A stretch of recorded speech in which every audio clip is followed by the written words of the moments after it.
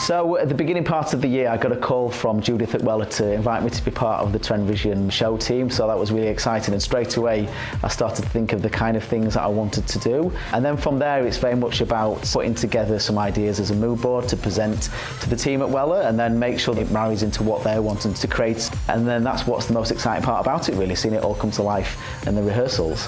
So day one, we've been doing some off-site rehearsals where we've actually gone through some of the basics of the choreography and really got an idea of what we can do with some of the models. Personally, I really love that part of it as well, because I can really see how the models are moving and see how it's been brought to life. This afternoon, we've come back to the Roundhouse where we've actually done some on-site rehearsals so we can really see the staging, see the screen content, and that helps me to visualise what's going to happen with the hair as well. So it's a good chance for me to try some of the wigs on the models, see what they look like when they're walking, see what they're like on the lighting. And then it's very much about the hard work, getting the hair looking amazing as well, and that's where we'll work through each look, making sure that we get the hair to look incredible. Choosing a team for an event like the Trend Vision Awards is really important. We've got a great artistic team at Russell Eaton, and we all know we've got our strengths within that as well, so it's very much about working together as a team to really bring to life the looks that we want to achieve. And then for me, obviously, working with a clothes stylist and a makeup artist is really important as well. It means that we can really bring to life the very strongest looks we possibly can, because we all work so closely together. From my perspective and from Weller's perspective, it's really bringing to life all of this season's latest colours and everything you can do with some of the latest colour innovations from Weller Professionals as well. I think my advice to anybody wanting to put a show like that together is just planning and preparation and thinking about every single aspect of it as well. The more prepared you are, the less things can challenge you on the actual day or the rehearsal days as well. But also getting the right team around you as well.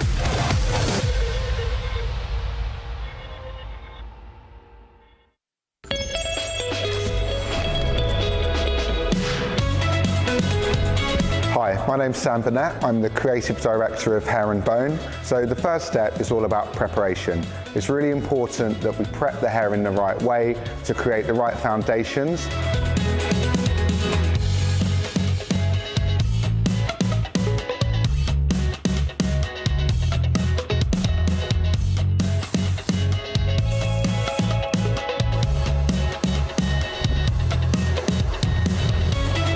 So I'm really working on a root area to create volume and lift.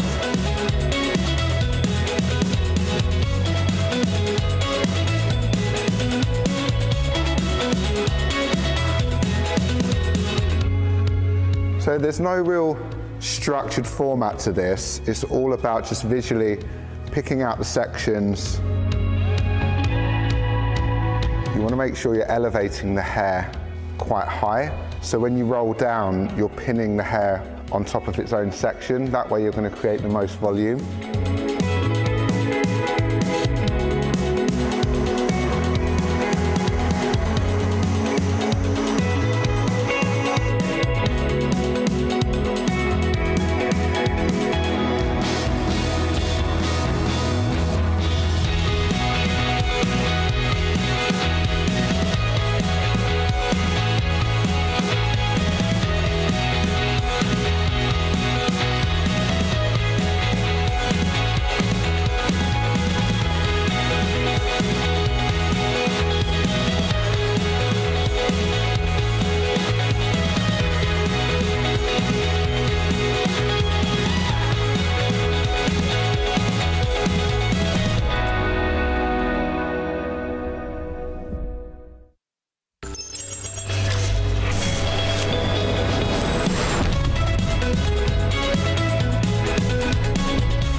We're in a world where, Instagram, for instance, is the window to the world. You're looking at Instagram, but really you're seeing the globe.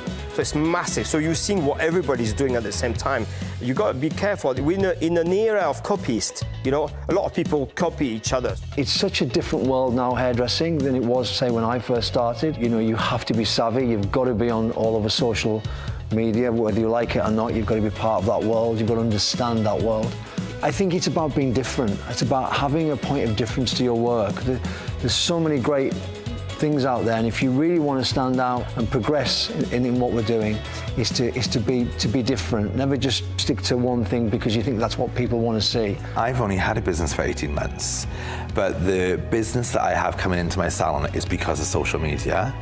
And that's why I'm currently so busy that I'm not accepting new clients. For business, I find it's important. For our salon, it's important because it's almost like a front window, really. Like what we do, we can showcase everything we get up to as a team. Our clients get excited about our stories, what our team gets up to, and that's really important. We're in this age, it's a digital age where you've got a really great platform to work from. So knowing how to get your messages across to people, to promote yourself as a stylist or an educator and to grow your audience, I think it's pretty important. It's such a great opportunity that you could be in a salon that is in the middle of nowhere, that maybe you haven't got London Fashion Week on your doorstep or whatever, but you can make a presence for yourself through social media.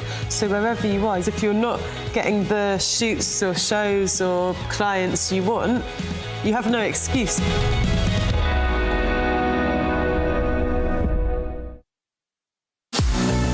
The most important thing you need in hairdressing is passion, creativity and a willingness to learn and understanding that it takes time.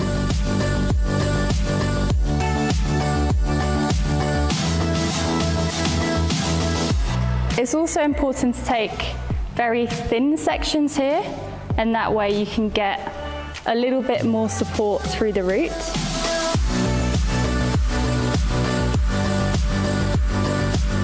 The Knowledge is an amazing platform, and it's something that our industry is really missing at the moment.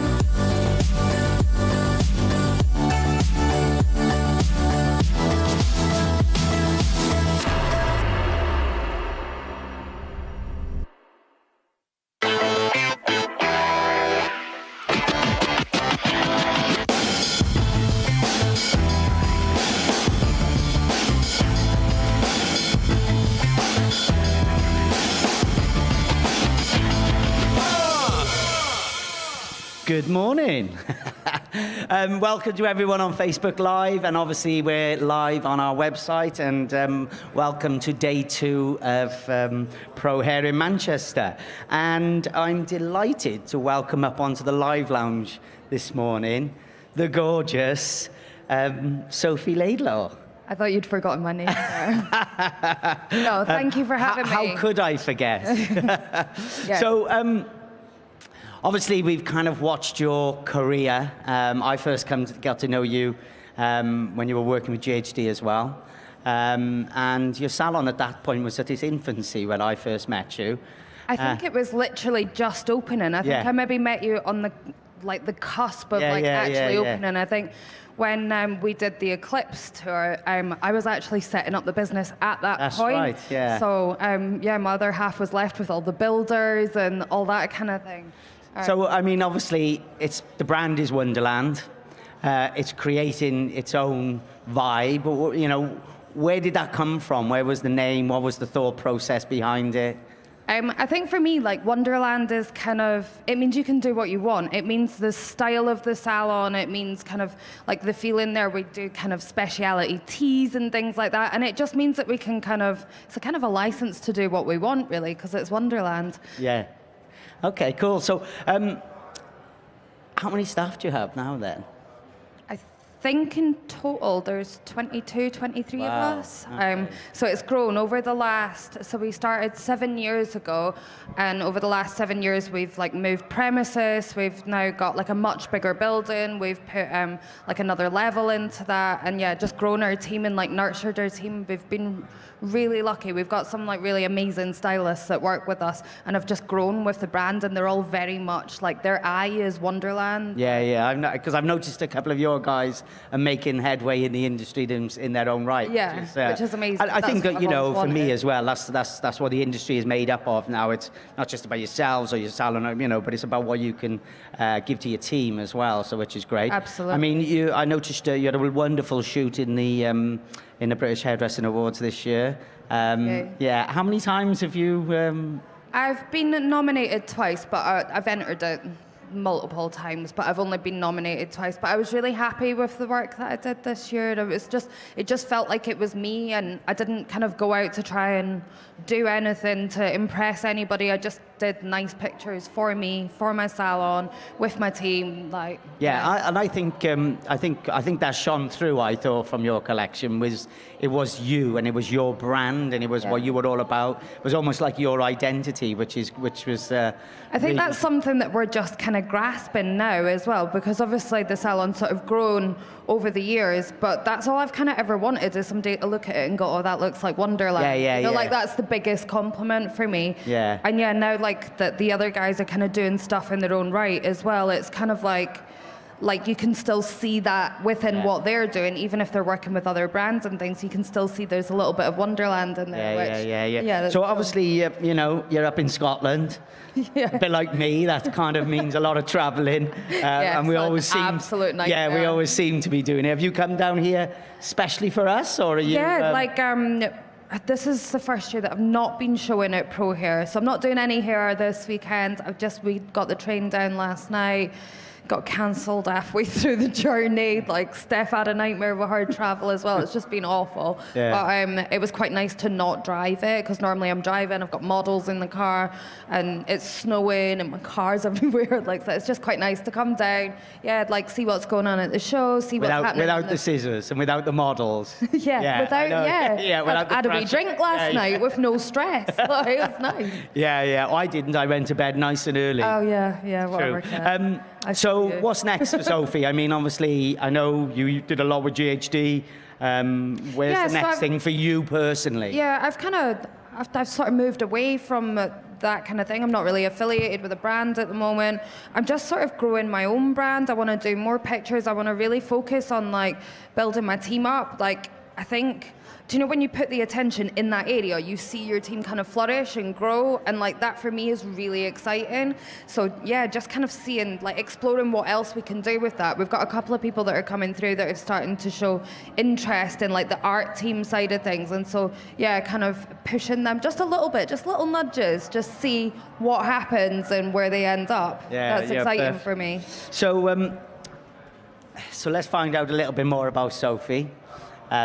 I know nothing. You know too much. Okay, I know a lot. If you had a superpower, what would it be? Time travel. Time travel. Yeah. Okay, now that's interesting, because we've had lots. Yesterday we had Michael Douglas was up here, not the Michael Douglas, the Michael Douglas, Davina McCall's hairdresser, and he said X-ray vision. Oh. And we were like, you pervert. To do what? Look at your bones. Well, I quite like that. And do you know what mine is? And you might remember this, actually, because I'm sure you were working. Height. No. Thanks, Soph. No, mine was electric coming out of my hands, because if you remember, back about 3-4 years ago here, we were doing a launch for GHD on a stage in the middle, and we went out on stage and there was no electric. And we were working for an electrical brand. Yeah. And we all went out there to plug it in, and nothing worked. We were like, oh, okay. I remember you saying that, yeah. I think I tied ribbon around someone's head just to do something, remember? Yeah. So that's my one. So obviously, apart from myself, I don't want to embarrass you to say me, but if there's one hairdresser you would love to work with, who would it be? Oh, Ken Picton, definitely. Good answer, but no, serious. There's quite a lot of hairdressers that I kind of like for different things. I suppose if I was to choose one, it'd be Darren Ambrose, probably. Cool. Have you not worked with him yet? No. I thought you would have. So, great choice. I've worked with him many times over the years. So, describe yourself in 3 words. Bit silly. I don't know. Oh, that's really hard. I need time to think about that. It's just 3 words. Yeah, a bit silly, a bit fun, but pretty laid back. And Ricky Hatton? Good friend of yours, I believe, yeah? I think he's a good friend of yours, actually. Did he not want a picture with you that night? So I'll tell you a story. I'll do the edited version. Edited, so anyway, a couple of years ago at Pro Hair, we ended up in a nightclub. We ended up in a nightclub, and I was obviously with all the girls. It was just, I think it was just like me you and Dav. Steve. Oh, Steve. Dav, yeah, Steve, yeah. And we were there, and obviously all the girls were there, and we were having a good time, and then obviously Ricky Hatton come into the bar, and he come over to me, and he was like, "What do you do?" Like, with a face. I was like, "Pardon?" Like, panic, he's going to hit me, and he was like, I said, "I'm a hairdresser," and he was like, "I thought you were a rock star or something." He said, "How come you got all these women around you?" And I was like, "That's our industry, wasn't it?" And then I made you my wife that night, didn't I? As in, pretending. Yeah. Because he was going to take you home otherwise. She didn't have a choice. So anyway, we are both happily married. Promise. So obviously, you know, we've shared sometimes on cruise ships and stuff like that, doing shows. Yeah, we've done quite a bit of like travel in the world. And I mean, do you enjoy that side of the industry? do you know what? I really did. I think I did it for quite a long time, and when I did it, I loved it. Like, I loved it. But I think it kind of gets to a point where you need to kind of focus your attention at home, like my salon and kind of building my team up. And I can't do that if I'm not there, do you know? And also traveling gets stressful, things getting cancelled, things, you know, I've been stranded in Amsterdam, I've been stranded in Italy, like I've had hotel rooms cancel on me. And now Steph is at the infancy of learning about all the joys of travel as well. So, yeah, I think it just got to the point that I was like, no, my attention needs to be here. And I have a child and everything as well, so yeah, it's good to kind of bring that home. Yeah, perfect. So obviously I know. Oh, hello. You guys seem to be having so much fun. I thought I'd come and join you. As a host, or? Well, I don't know. I just thought I'd sit in. Okay, cool. So Ash, what would your superpower be? What would my superpower be? I've always wanted to be invisible. I'm just such an introvert. It would just mean that I could just hide and do my thing in peace. Yeah. Ah, that's a good one. Did you hear what ours were? Did you were yours? Did you hear what Michael Douglas's were yesterday? Time travel. Oh, that would be a good one. Where would you go back to? I think I'd go to the 60s. Oh, nice. But yeah, probably I'd maybe go to the 20s as well. Just oh yeah, the 20s would be where I would go. Yeah, I think it would be cool. Where would you go back to? Always forward, me. Always forward? Always forward. Never go back, me. Never. Promise. So anyway, you guys at home on Facebook Live, just to kind of give you an in-depth of what we got. Some great people lined up today, so stay tuned into the website. Obviously, you guys in the audience, stay here as long as possible too.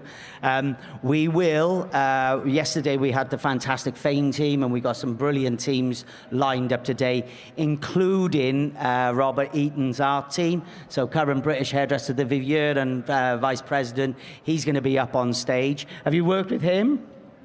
Right, now he's... No, but I am really looking forward to coming and watching that. I'm Yeah. going to be hanging about here all day. Yeah. Well, he'll be great from that point of view. And obviously, keep your eye out on on our website and everything else about the opportunities that are coming up, especially Fame Team applications start within the next 2 months, really, don't they?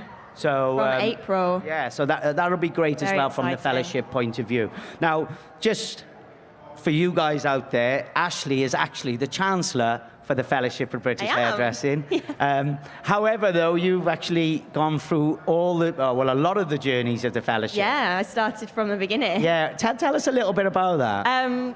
So I started in Club Star. I wasn't in the art team because at the time I don't even think there was an art team. I'm that old now. Club Star had only been around for about a year or so. So it was like my introductory way of joining the fellowship when I was only 19. And then, progressed through. I entered the Fame team. I was still very young. I never thought I would get in. I just thought I might as well give it a go and I'd learn something. And then I got announced onto the Fame team and I was like, oh, shit got real. So who were you on with? What was your team? My team, so it was in 2012. And I was on with Ryan Harris, Isabella Hyde and Rebecca Hunt. Ryan and Rebecca both have really successful salons now, and Izzy is a really cool session stylist. So it was a really lovely team. We got to go to San Diego with Unite. GHD took us to South Africa. We did campaigns and got to have the most epic education platform. So it completely launched my career for me to then go on and do fashion weeks and TV shows and brand ambassadorships. So, yeah. And obviously now you are a freelance hairdresser working for yourself, but the hair.com team, tell me a little bit about that. So the hair.com art team is just a collaborative artistic team from, well, we say all around the world because we've got people that live in Europe that come along and they collaborate with us, and we just work on photo shoots, and we work on TV shows like The Voice UK, and it was just something that it was grown from Craig Chapman. He kind of created it so that he had somewhere to put invoices, and it was just his mates coming together because you always want to work with your mates, don't you? You always, like when you've got a job, you're like, oh, hang on, I know this person's really good at that, and I like working with them, so you get them on board. So that's kind of how it happened. And then Craig and I were actually doing a wig making course, and at lunch we decided that one of our photo shoots was really cool and we should enter it into the British Hairdressing Awards, again, just to see what happens. We were really proud of it, and it got through, and then everybody was kind of asking us who Hair.com art team was, and we were like, oh, okay, we need to do something with it. So yeah, it's really exciting. And is there room for the little Welsh guy? Always. A little. That's the both of you have done me today. Funny enough, I was going to ask Michael Douglas the exact same question. Have you actually got over your height issue yet? And he said, no, I haven't. I was like, I think when you make it to Mr. President, you've got over it. Making up for it in other ways. With a Goldie-looking chain, that's for sure. You've worked with a lot of people, so who haven't you worked with that you wish you could or would want to? I think the one person that I would always have loved to have worked with is Sam McKnight. I think I never fully went into the session world at all. I've always stayed very grounded within the hair industry. I tantalised a little bit with Fashion Week and realised quite quickly it wasn't for me. But Sam McKnight is just the most incredible person. And I've met him a few times, but obviously never worked with him. And I just think his work is seamless and beautiful, but edgy. There's kind of so many layers to it. So he'd be the one person I'd want to work with. Cool. And obviously, you've obviously worked in Fashion Week as well, and on that side of it. I know you did a lot of stuff with GHD. Do you enjoy that side, or is the salon for you? It is definitely more salon for me, and I love being backstage on a shoot. I love all that kind of thing, but Fashion Week for me was maybe just a bit, it just wasn't me really. No. I enjoyed it, loved it, great experience, but it's not something that I wanted to kind of delve head first into. Yeah, and I think that's the key. I think in hairdressing, for anybody going into hairdressing, we got two people kind of polar apart from a base of view of, but you actually still work in a salon in the same breath, don't you? So to going down two options, and I think, standing behind a chair is something we should celebrate. It is definitely. It is the pinnacle of what hairdressing is about. If you can actually be great behind the chair, then, I've traveled, I've gone all around the world, I've done shows, shoots. I've done shows to 10,000 people in China. Yeah. I actually am at my best when I'm behind the chair doing my clients, and I think that should be celebrated too, shouldn't it? Definitely. So, massively. yeah, so hail the hairdresser, that's what I say. 100%. God, I'm looking out at two Barry Stevens here. There's the real one and the other one. It was the same as Michael Douglas yesterday. I had the real one and the other one. Anyway, it's been an absolute pleasure, and thank you for dropping in as well, Ash. That was a lovely little surprise. Sophie, thank you for coming all the way from Scotland. Thanks to the fellowship for having me. Yes. We will always have you, you know that. We'll see you in Glasgow. So, on that note, thank you. Stay tuned. We got some great people coming up, and thank you.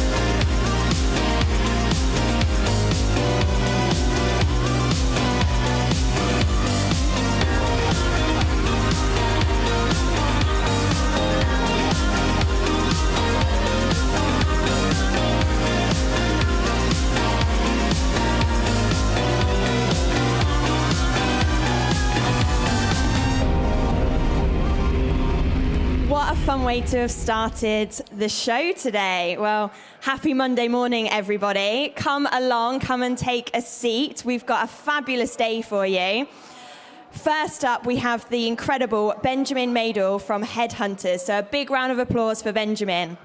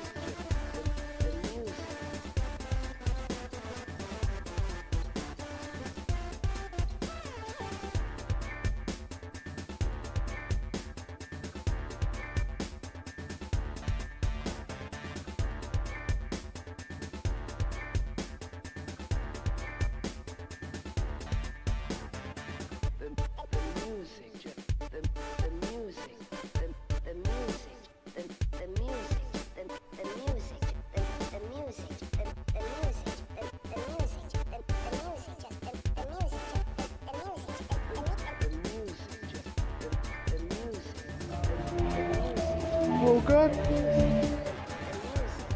Good morning. How are we all? All right? Yeah? Good? Super duper. Take a seat, my dear. There we go. So, I trust we've all got here nice and safely this morning. Apparently there is snow on the hills and whatnot else, but that's all right, isn't it? We all got here. So what I'm going to do today is, I'm going to do something a little bit different, a little bit creative today. So what I'm going to do on my lovely model here, once I finish brushing all these knots out that I've managed to make in it in the past 2 seconds, because I brushed it out nicely just now. So what I'm going to do is, I'm just going to sort of ad-lib a little bit. I'm going to create a very graphic, very strong-lined haircut on this wig here that I crafted yesterday, and over the week actually. So what I'm going to do is just sort of go with the flow a little bit really. I've got a rough idea where I want to go. There'll be a fringe in here, be a bit shorter through here, be a bit longer through here. We'll just see where it goes. So, I quite like to use these events as to just do, you know, what I want to do really. Because obviously we can all get bogged down in salon work. We can stand there all day doing balayage after balayage with a little bit of a wave in it, and it looks great on Instagram apparently, you know, so that's what you could do. But so what I decide to do when I'm doing these shows is very much go along the lines of, I'll just sort of do what I feel like. So, once we comb through these knots here, it's amazing how knotty hair can get in the space of 2 seconds. Back there, it was immaculate. By the time I've come here, it is not quite so immaculate, but that's okay. So what we're going to do is just do this here. And I always like to work, as you'll see in a minute, with these latex hoods. And I really like to work with them because you can create these really strange, peculiar graphic ideas that you can't really create on normal people, on a normal head of hair, because people tend to get upset and they look rubbish after 5 minutes. And you know, when I'm doing clients in the salon, I want them to leave looking beautiful and I want that haircut to last them. Not too long, about 6 weeks is about good, because you want to get a mick in. So what I want to do is, if you start shaving bits and cutting odd lumps out of hair or odd lines here and there, it tends to, after a few days, you know, I do girls that I do and they have these really graphic, cool haircuts. And you see them down the pub a couple of days later, you're like, yeah, mate, no, we need to do that undercut bit again. It just doesn't look right. So what I'm going to do, I'm just going to take this bit and I can just get that to the ear here.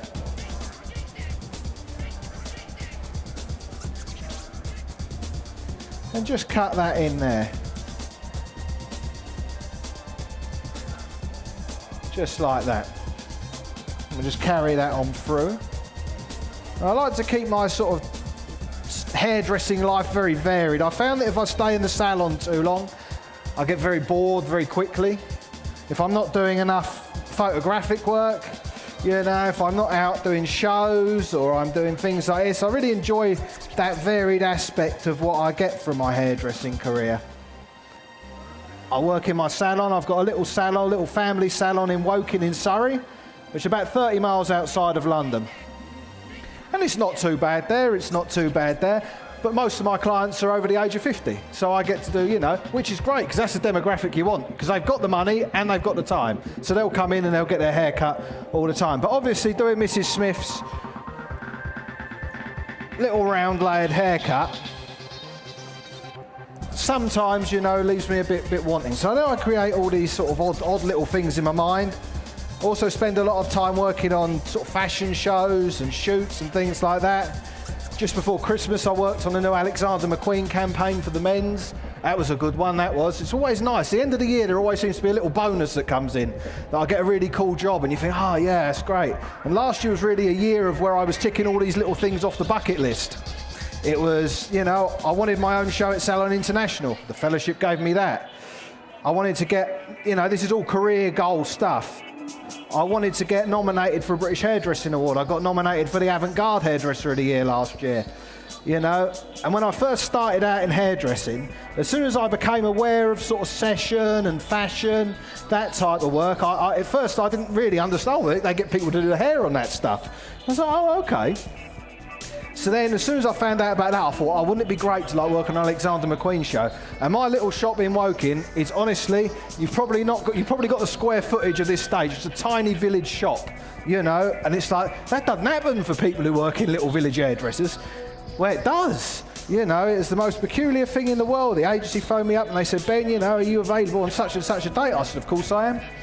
And then they said, we've got the Alexander McQueen lookbook for the men coming. Would you be interested in working with this guy, Matt, who I work with quite a lot? I said, well, I think I could manage that. So that was a really nice one as well. So it was like we had this, I'm just going to spin you around there. I'm being terrible at showing these people what I'm doing. So I've just cut that line in here. We'll come back and refine that a little bit later on. I'm just going to cut this down from here. So I've done that and I thought, this is... so that was really cool. And then to top it off, we went back and we done the show in Milan in January. It was more of a presentation, which I always prefer a presentation to a show, purely because you get to spend more time with the models doing the hair, so you can refine the hair throughout the day. Whereas, when you're doing a show, you might have 40 or 50 models. And you sort of just have to get them done quickly. And they always look good. But then again, it's really nice when you're sort of working with them all day and you can create these really cool looks. I mean, it's just really basic but really cool hair. Slick back, a little bit, out there. It was nice. So I like to work a lot doing that as well.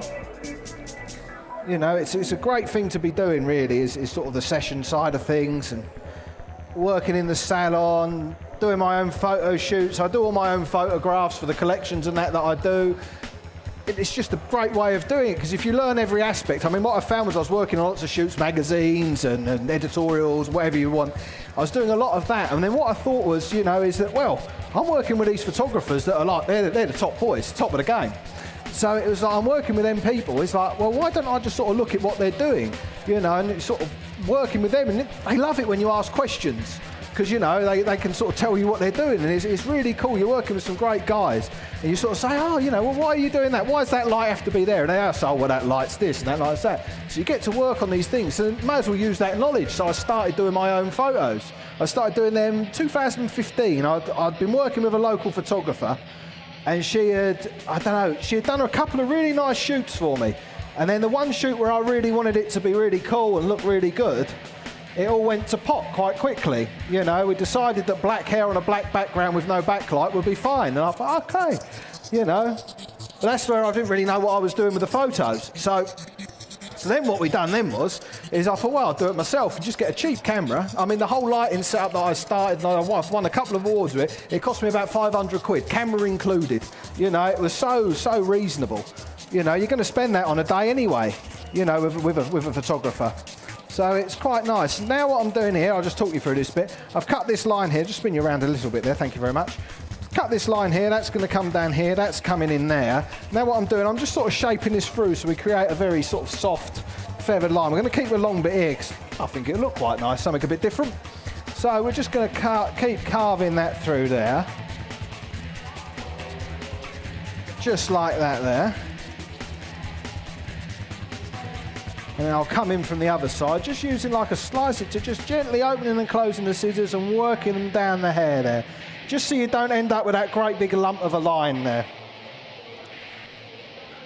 Then what we're going to do, I'll spin you around there a little bit more. Thank you very much. Just take another little section there. Just take that with my finger there. Don't want to be too neat. Comb that down, little clip. So yeah. Anyone here yesterday? No? One day was enough?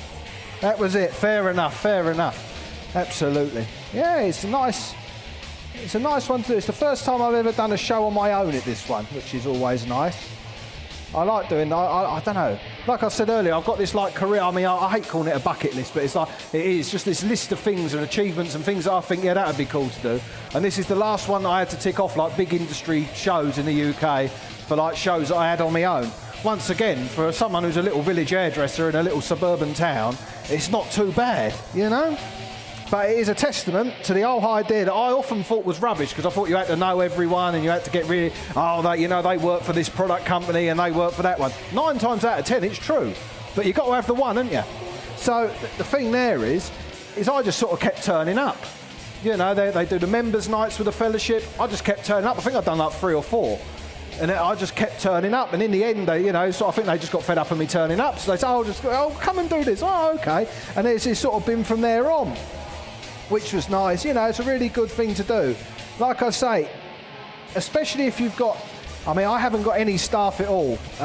There's only me, my mum and my dad that work in the shop in Woking, and I've got a little studio in Berlin as well that I work from. And it's a good way, I think, to keep staff interested, because like I say, if they're coming in every day, some people are very happy to be there every day. They're doing the balayage, they're doing a bit of a wave. They're happy doing that, and that's perfect, because that's what you need. But you've got other members of staff who are like motivated by other things. They want to do that creative work. They want to do the photo shoots. They want to do that. If you're a member of the fellowship, you get access to the, to the members' night. You get access to various other educational things throughout the year, which allows you then, it opens them windows, opens them doors and possibilities for them people that who want to push themselves on a little bit more than just being a salon hairdresser, which is nothing wrong with it all. But they want something a little bit different, and it's a great way of doing it. It's good value, really as well, in doing that. It's a really nice idea that they've got going here. And it's, a pretty friendly crowd that get involved here. So just shearing through that again, just creating a very loose line through there. I'm just going to cut into that some more in a minute.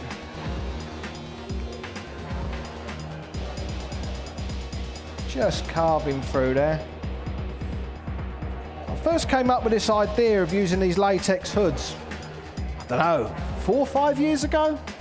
I've used them a lot since, because they cost me a lot of money, so, I thought I'd better get some use out of them.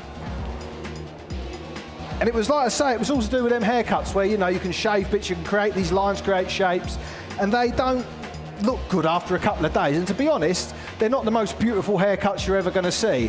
But sometimes, sometimes the ugly stuff is quite beautiful, in its own little way. But the joy is that this lady gets to take her hat off, take the wig off at the end of it all, and then she's back to normal. Easy, isn't it? So she can go out and she can sort of feel quite happy and still feel quite content in herself after that.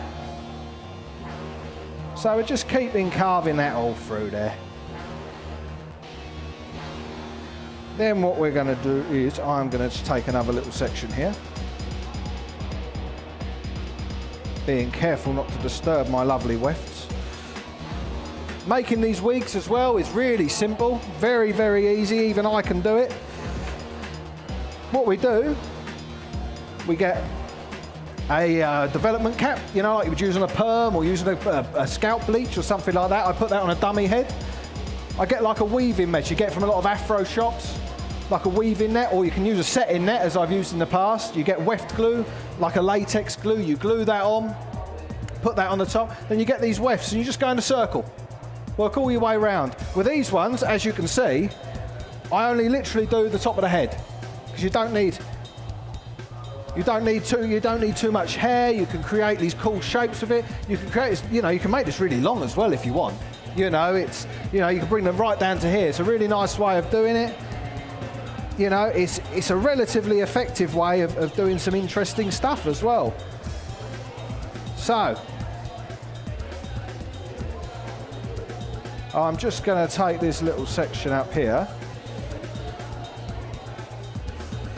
like so. I think we're going to take this one. What do you reckon? We'll take this one to the jawline? Yeah, we'll do that. Why not? Christmas after all. There we go. And we just go like that.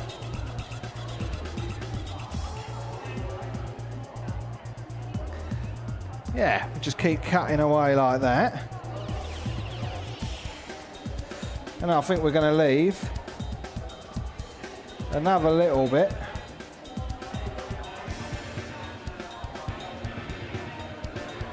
Just coming down here, I think.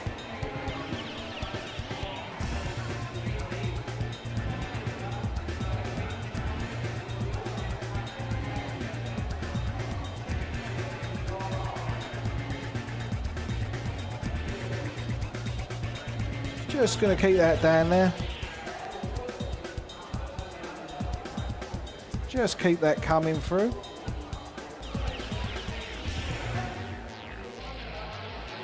This time to maintain some tension there. Just going to slice through that there.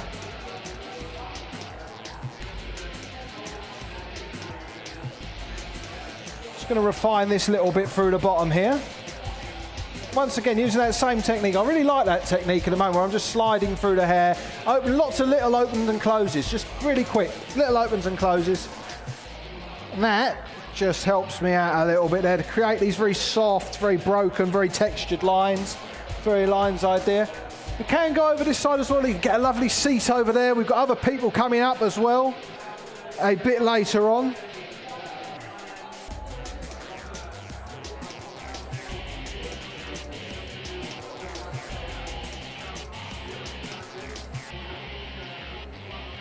So I'm just getting ready to shoot this year's British Hairdressing Awards collections. I did a test shoot a couple of weeks ago, which is something I've never done before. I've never tested out the looks before I've got there.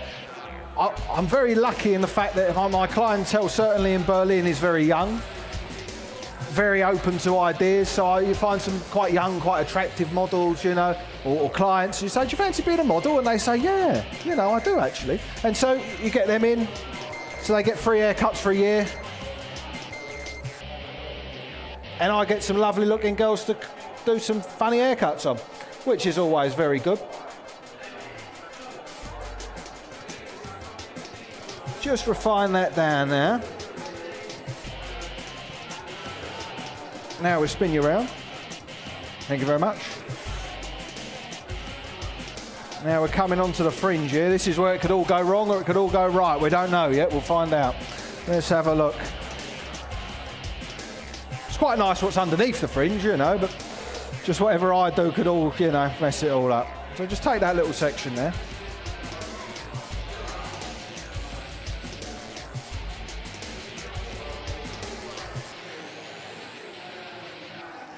And there we go. Just bring that onto the bridge of the nose.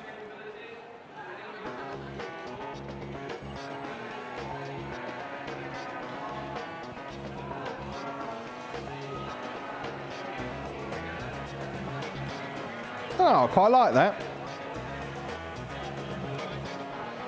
Like I say, we're not going for something that I've planned out well in advance here. I'm just going with it, really.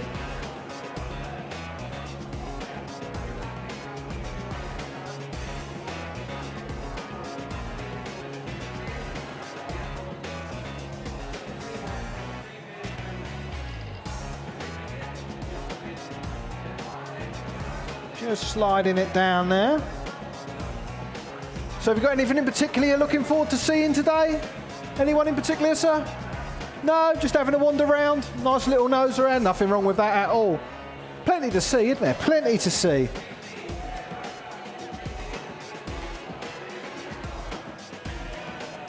Not least upon the fellowship stage. There's one or two lurking around on here.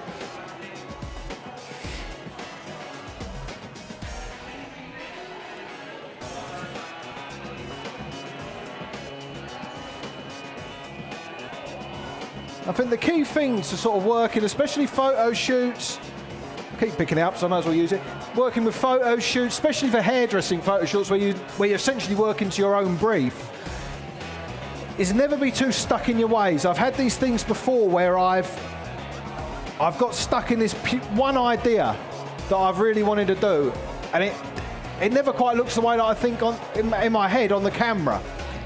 The thing that I have noticed, though, is when I'm a lot more open to ideas, you miss the magic if you're not open to them. So I'll be there and I have this idea in my head and I'll miss this absolutely beautiful thing because there was like a little bit of hair falling down here or there was a little bit loose at the back. And, you know, I would find that I would just sort of miss these little opportunities of magic that would happen. So it's the key thing that I always find is always be open to ideas and just the way that things flow on the day. You know, so I had a picture a few years ago and everyone seemed to like it. I mean, by everyone, I mean about 10 people. But that's good enough for me because I'm not into the Instagram crowd. It was one of these things that I never even thought about. It was an asymmetric haircut, like a bowl cut one side, long on the other. And I never thought about cutting the bowl cut side because we only cut that bit in really because it was really short to begin with, and she wanted a bowl cut at the end. So I thought, well, I'll just neaten that up and I'll do that and I'll just photograph from the other side. The bowl cut side was the bit that done really well.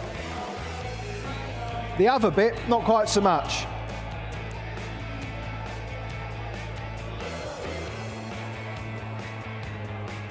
So we're just wrapping up now. I've got I reckon about another 4 minutes I'm going to go for that I've got left. My lovely model here, Jess, she saved me from the abyss, has come to my rescue this week and saying, yeah, I'll model for you. Why not?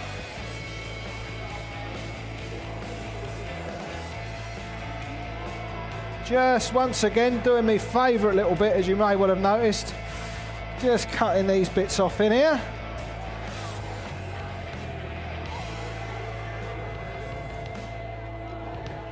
We didn't do badly there. I've got through the whole haircut of sort of just going with the flow of it until now that I find a bit that I don't like. So we've done well so far.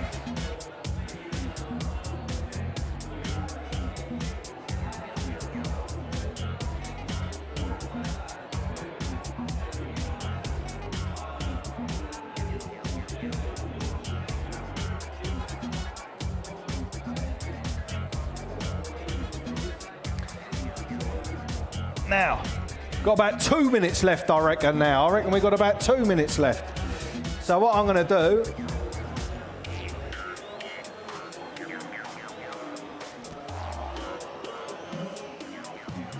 just go through, refine the edges.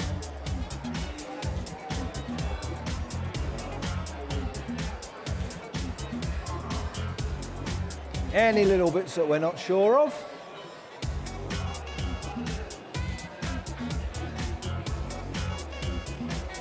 Getting the clippers out on wigs is amazing because you just create these like proper straight lines. I like doing it with clients as well when they let you, but you get a pair of clippers out on a lady who've just cut their bob, they're like, what's he doing? No. So you've got to explain yourself a little bit because otherwise they get the ump. And we don't want them getting the ump too much.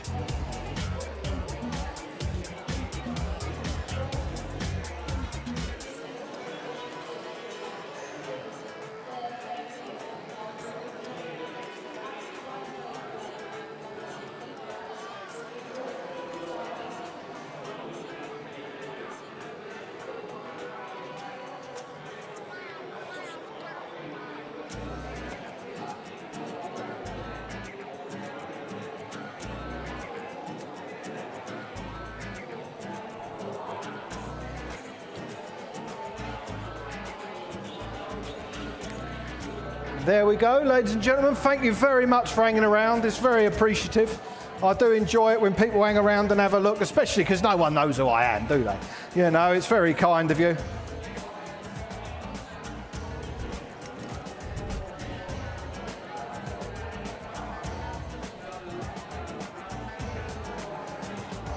Just see there, I like to mess it up a little bit before I put the spray in, especially on wigs, because then you get a lot more of a spread of the spray through the underneath, which will hold that top piece down. Little tip for you, a little Brucey bonus. There we go.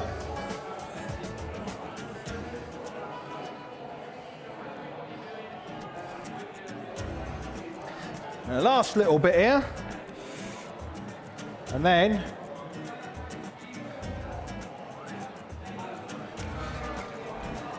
Thank you very much. Very kind of you. Very appreciative of you staying. I'm all done. Thank you very much.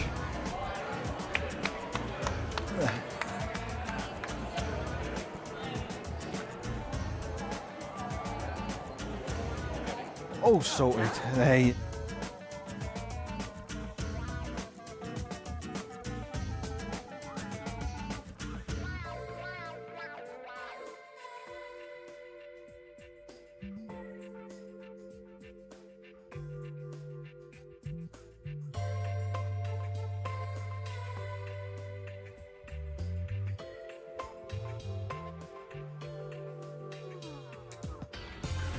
How amazing was that? I love watching people kind of freehand stuff on stage and just seeing their creativity tick through. It's incredible. So we've got an amazing session star coming up now. We've got Brendan O'Sullivan. He has just come back from all of the Fashion Week shows. So he's going to be talking to you about all the latest trends. So I would make sure you come, take a seat, get comfy, because this one's going to be one to watch. Give it up for Brendan O'Sullivan.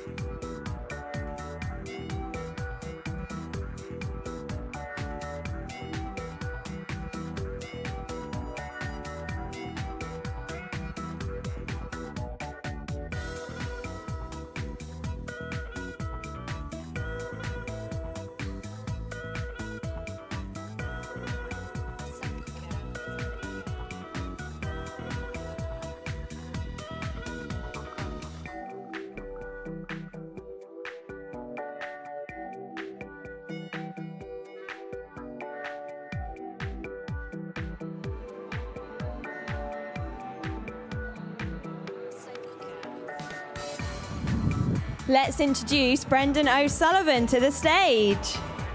Good morning, everyone. How you doing? Have a seat here. Fabulous. So do you want to start off with just chatting to us a little bit about where you've been and what you've been up to and your look today? Okay, so you can see from the video you've just seen that I'm not only a salon owner, I'm also a session hairdresser as well. So I've been working in New York and London doing Fashion Week. This week I go to Paris tomorrow and do the shows there. So I wanted to show you one of the looks that I've been working a lot with at the moment is textured hair. So I prep the hair with a spray, a prep spray, and you can see that it's really holding this curl well. So I'm gonna, instead of using pins, I'm gonna stitch the hair in a minute. So I'm gonna create a real kind of 70s shape so that this looks really fitted to the hair and it looks quite different to anything you might have seen done before. So what I'm doing is separating the curl and just pulling this apart as we go to break it up.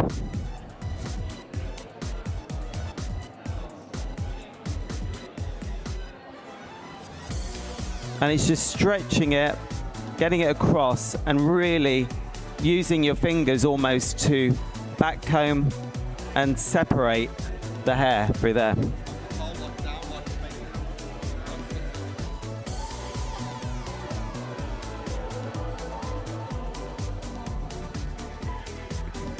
So Brendan, is this look inspired by one of the shows that you've recently done? It was something that I'd seen from a Richard Quinn show, actually. And I really thought it looked strong, it looked a little bit different. And I've been working on different ways to achieve it without cutting the hair. So a lot of people, they want to have something different, but maybe they don't want to have their hair cut.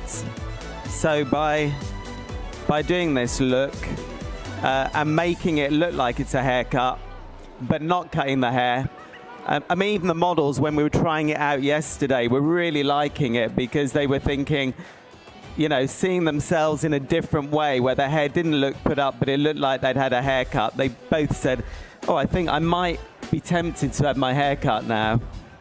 Fabulous. So would you do something like this on your clients so that they could have like a try before you buy type thing? Definitely. I did an event last night in Manchester, and a lot of the feedback I was getting was that you could do this for wedding hair.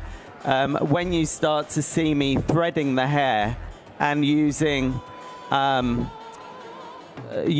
thread instead of the pins, it will give all kinds of ideas as to what you could do.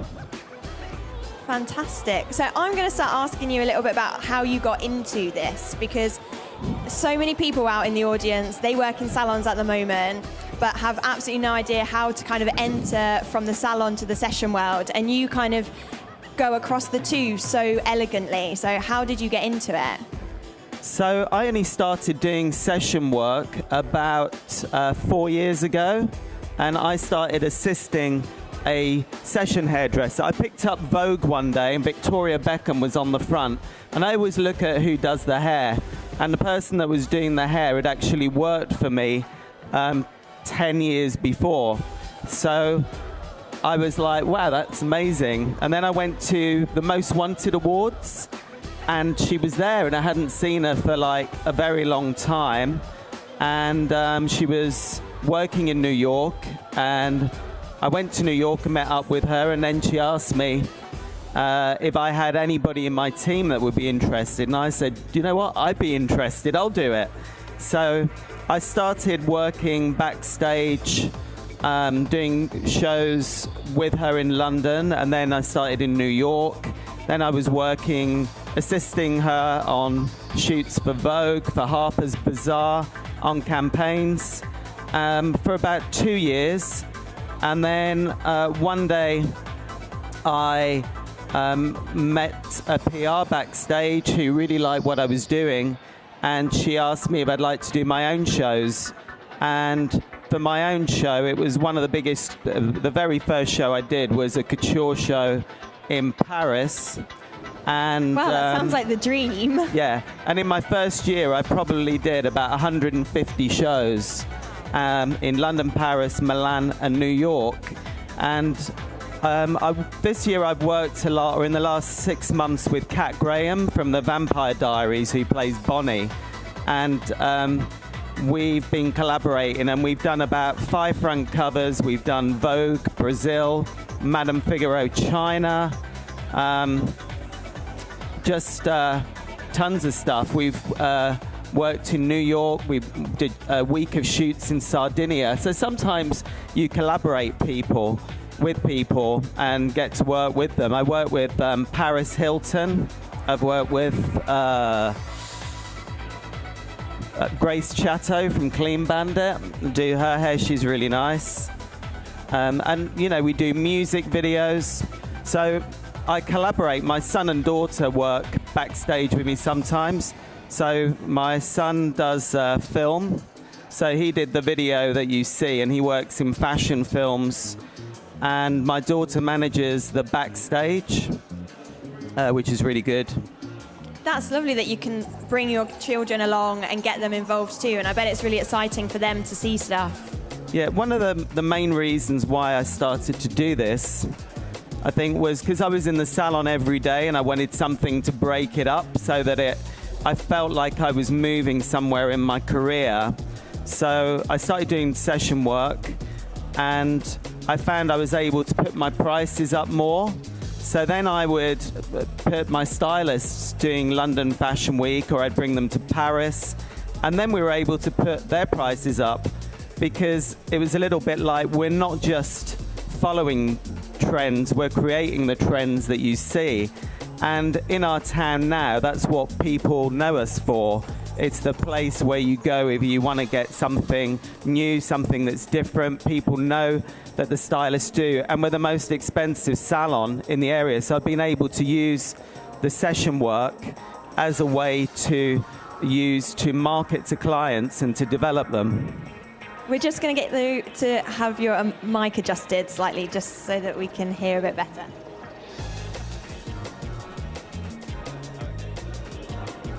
Okay. Is that more comfortable? Yeah. Perfect. Thank you very much. When things are live.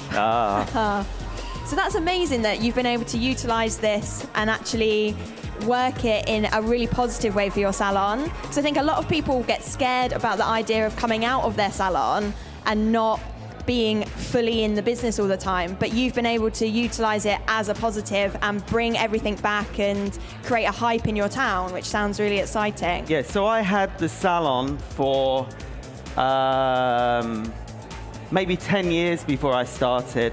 So you have to really have a strong team, and you have to put all the things in place that you need to get the salon so that you are able to be away. Now, I'm going to work with this thread and a crochet hook. So what I'm going to do is create a shape so that this looks like a short haircut. One of the things I've seen a lot in fashion and working at London, Paris, Milan, New York is working a lot with curl and texture. And even in the salon, not many people can perm. I can perm because I'm old enough to remember, but people don't get trained anymore. But I have been having a lot more younger people. So instead of using a pin, I'm going to use the crochet hook. Now, I've got braids in here underneath. So if you have a look, and you turn to the side, I'm going to then use the braids to anchor the thread and then sew this into the hair. So we've got the braid here, we've got a braid in the nape, and then there is another braid right in the top here, and that's so that I can then start to stitch into the hair. Sorry, I'm gonna move you to about there. So whilst you're stitching, we have another video from all your shows. So I'll leave you to crack on with that, and we will play your amazing video.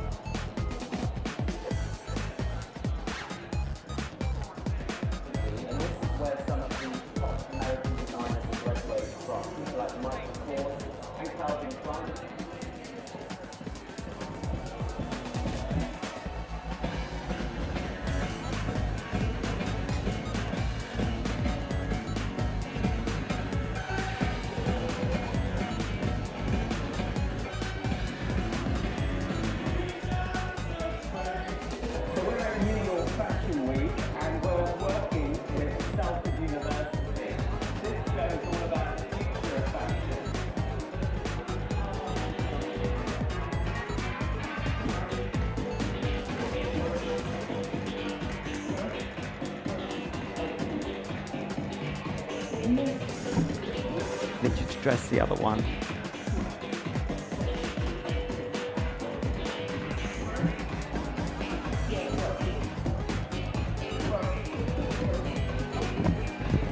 I need really, really long threads, really long.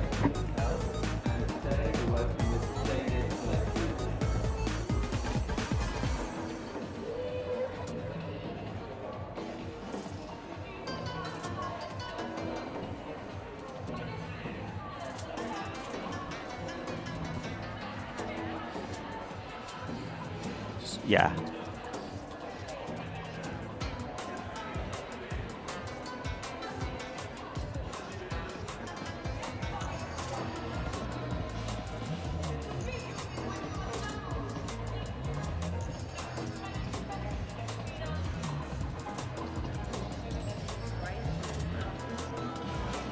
I don't have time to cut them. Okay, so that's a little bit of what I've been doing. That's the last 2 weeks for Fashion Week. And another way to get started really is I'm always looking for assistance. So quite often people will contact me on Instagram and I'll say, yeah, come along to the show and see what it's like. And you know, I always encourage people, once you do Fashion Week, go back, get some pictures with the models, get the local paper, let them know that you're doing Fashion Week, you know, and use it to spring-start something in your career. Equally, in the salon, you can also have things like a ring light, and when you get, you know, the right clients in, do your own photo shoots. I'm going to be doing a course about how to make your own fashion films and fashion videos as well. And I think that's something that, you know, with social media, people are really into. I'm going to need to get you to start combing that out. So the fellowship is all about creativity and opportunities, and I feel you completely ooze that. So what opportunities have you kind of really grabbed at throughout your career to be able to get you to this point? Because you've done so many amazing things. Yeah, I started off, I worked at Selfridges salon in London for 7 years. And that was really good in terms of establishing myself as a hairdresser, becoming the creative director. And then I became the creative director of the world's largest company with 15,000 salons worldwide and running all the training and education. So I did that for 15 years. And then I decided I didn't, you know, wanted to spend more time at home with the children. So I decided to leave that and open up the salon. So that was another opportunity. And what I love about the hairdressing industry is that there is so many opportunities in changing your career. And I don't believe that, you know, you train and then you become a hairdresser and that's it. I think there's so many more things, and I think of life as being more in chapters, and then you can be in control and you can change what you're doing. So I would say about every 10 years I've made a change, every 10 to 15 years within my career. And I don't intend to stop. I also sing, and I think that's what I'll do eventually. I'll finish up as a singer on a cruise ship. I love that, Brendan. We are learning so much about you today. That's fabulous. I don't get enough time to sing, but I mean, I've been asked to. I do weddings and all that. I sing swing and jazz. I'll keep that in mind for the luncheon later on this year. Yeah. Okay, we're almost done with this look. So I'm loving the shape you've created. It's really beautiful. What were your key products for this? So I work with a booster spray. I work with Unite Products, and they're who's been sponsoring me mainly this season. Booster spray is like a wet spray. You use cold air on dry hair, and it really sets the hair. And then I sprayed the Max Control hairspray. I'm going to use the Go 365 hairspray first because this is just a little bit more softer. And just push that in.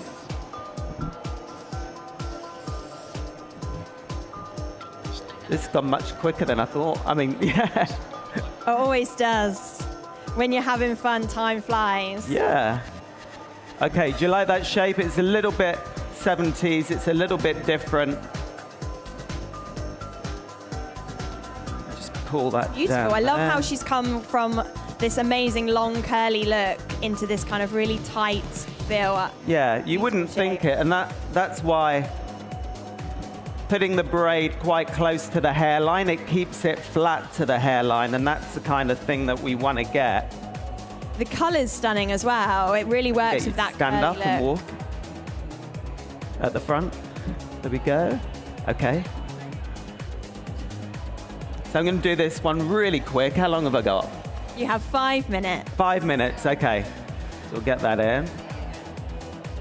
I'm going to give it a little spray with this just to make it big.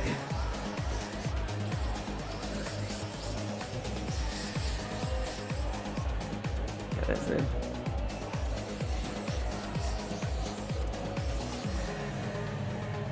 So what would you have used in this one for prep, Brendan? For the prep, I used the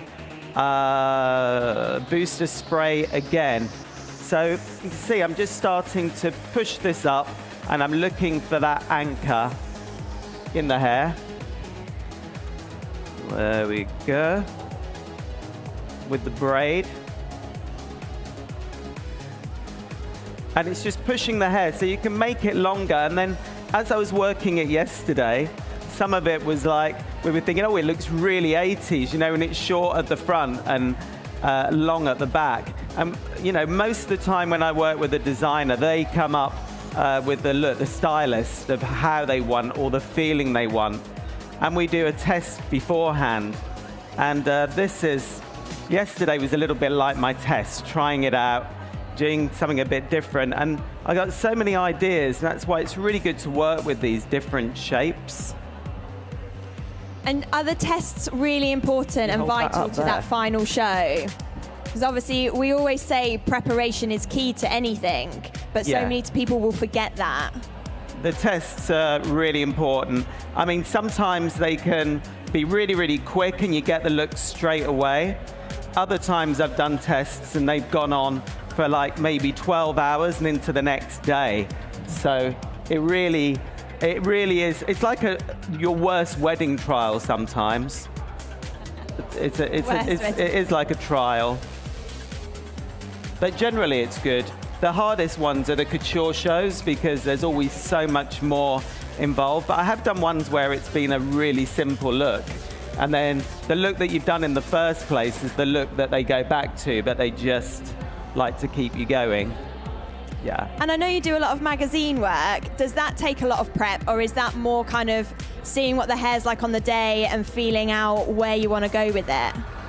With the magazine work, it's completely different. With shows, there's a real buzz. You've got a time limit. I have about 50 assistants on a show, between 25 and 50. And my assistants come from all over the world. I've got a lot from Japan, a lot of Americans at the moment on the team. And I would say that editorial work is much more simple.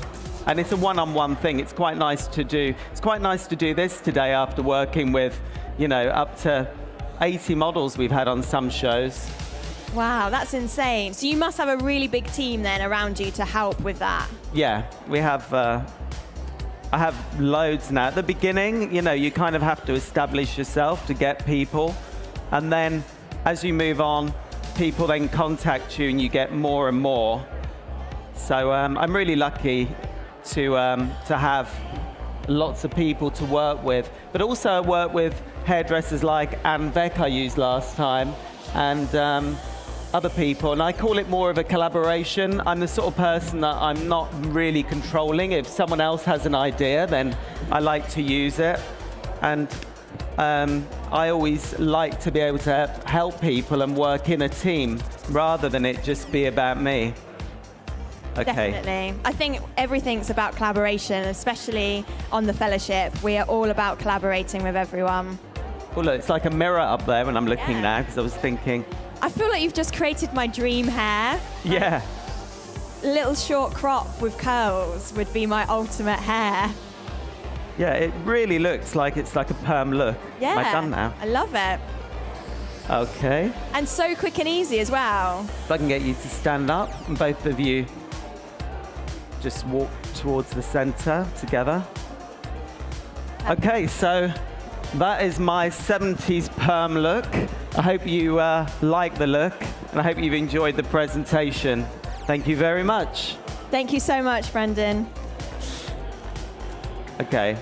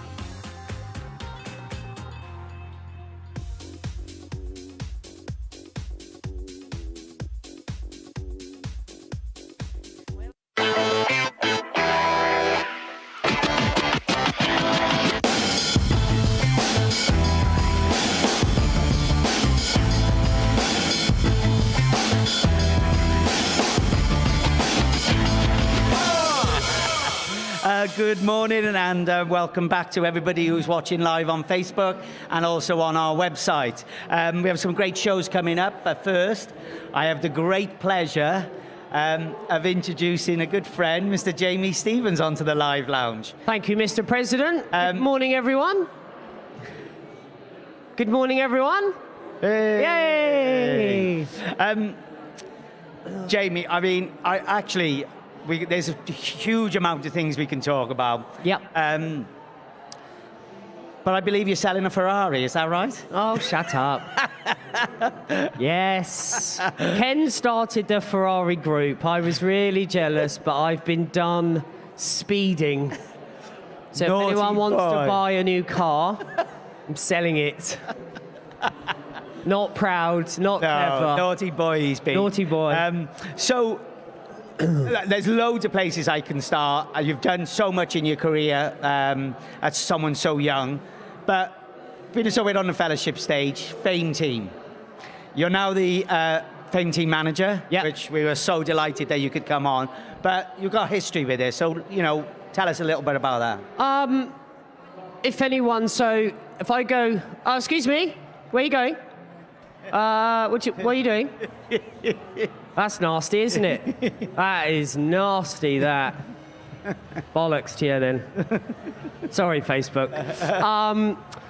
Oh, God, there's so much history with me in the fellowship. I was actually in the Fame Team in 2006, and, I said it on this stage yesterday with the Fame Team. It was, without a doubt, probably the platform, the catapult of helping me become who I am. Helped me expand my hairdressing sort of education, if you like, made me become a better person, not just skills, but social skills. I got to meet and network with some of the biggest hairdressers in the industry, got to travel, went to Australia. And actually, it's where I met my wife, because she was in the Fame Team in 2008, I believe. Yeah. So fellowship gave me love as well. And now just a massive honour for me to be asked to do the Fame Team Manager. So I've kind of done 360s. So for me, you say I'm not old, but I'm 40 this year, so I'm getting on. No way. So it's just nice to give back, basically, of where it all started. And I think that's the key. I mean, for you guys out there who are watching on Facebook, I mean, you know, to have Jamie as the Fame Team Manager is amazing. They're going to have a fantastic year. I know we've got loads planned, including working with British Hairdressers of the Years and all mentor days like that, travels, you know, so that's great. So, obviously, big thing with the X Factor. That was a big part of your life, how did that come about? So, a lot of people ask me about my whole TV thing, and I would have to say again, it probably starts with being in the Fame Team. Gave me like a massive taster of what sort of being a platform artist would be. Being on stage, being able to showcase your work, and then from then it gave me the taste to start doing awards. So I entered Men's Hairdresser of the Year, I think in 2007, and actually won that. And then it just kind of opened the doors. The TV thing, I won Men's Hairdresser of the Year, and then Gok Wan, sort of back in the day, then his management got in touch. Then I started doing the hair for his show, How to Look Good Naked. Then I won Celebrity Hairdresser of the Year. Then I got approached to do like This Morning, sort of resident hairdresser. And then X Factor got in touch, sort of had some screen tests and did that for 4 years. And then, to be honest, a lot of people said, why did I stop? But as a hairdresser with a sort of a brand, you know, we've had over 100 nominations, 50 wins. And I was just getting known as the X Factor hairdresser. And I just felt it was time to kind of move on. Yeah. So, and now I'm the resident hairdresser on Lorraine for ITV. So not much then? Not much, no. A little bit. You do see your wife, do you? Sometimes, yeah. Mainly in the IVF clinic, to be honest. So that leads me on perfectly to a bit more about Jamie. Yeah. If you had a superpower, what would it be? Oh, Christ. Not sperm, because my sperm's all right, if that's what you were getting at.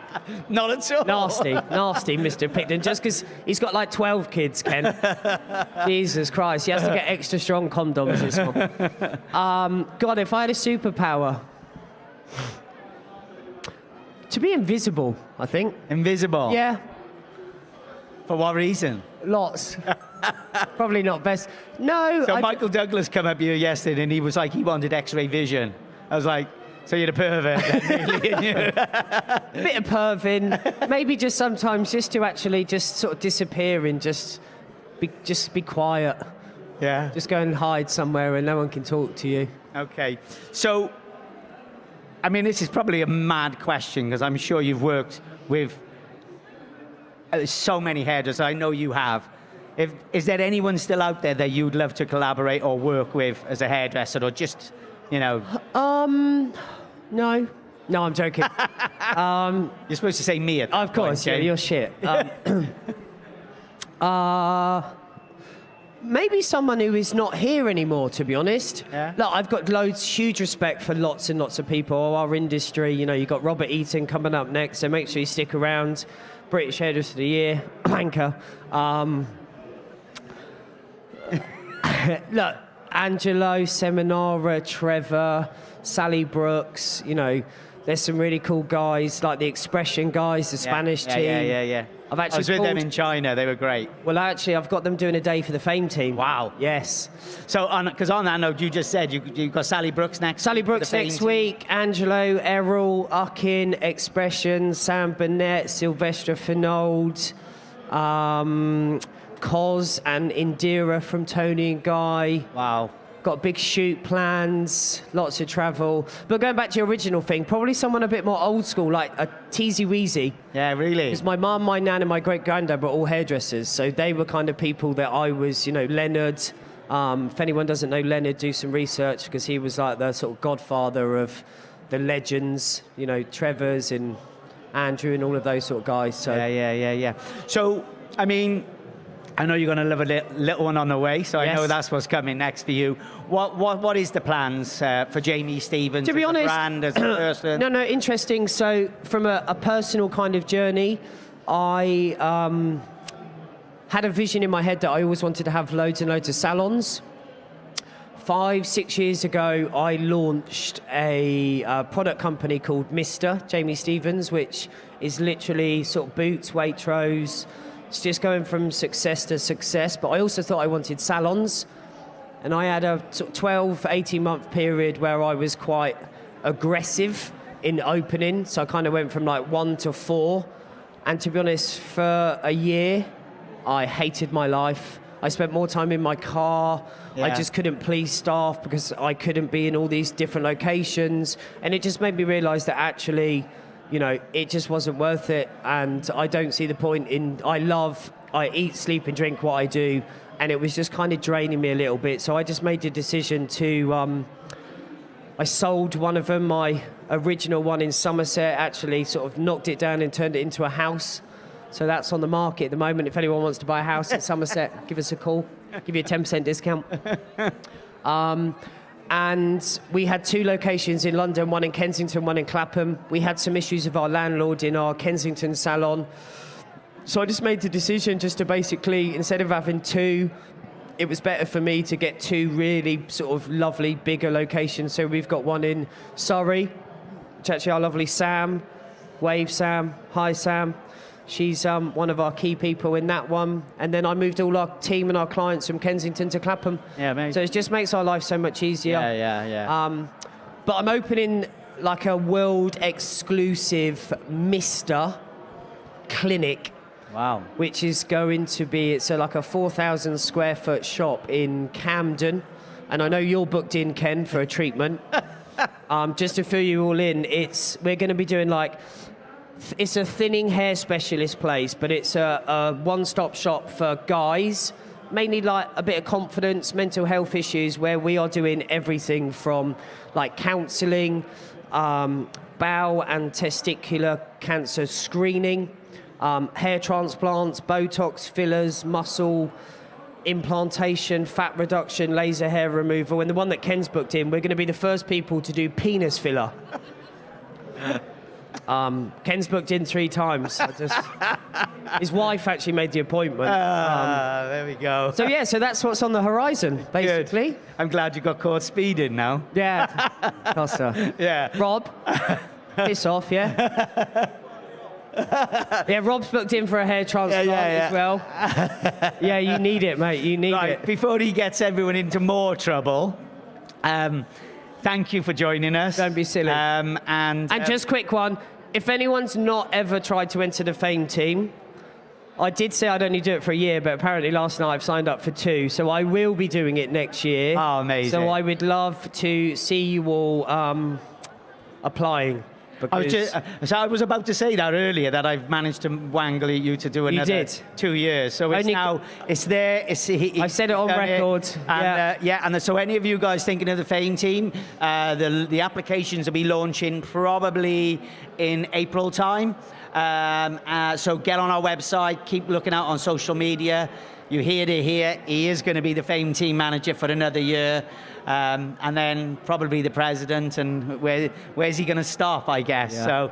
So, Jamie, pleasure as always. Thank you, Mr. President. And stay here, because we've got a great show coming up with the current British Hairdresser of the Year. Go over to the other stage. He's rubbish, honestly. Really boring. Come on, get on. No, he's amazing. Thank you.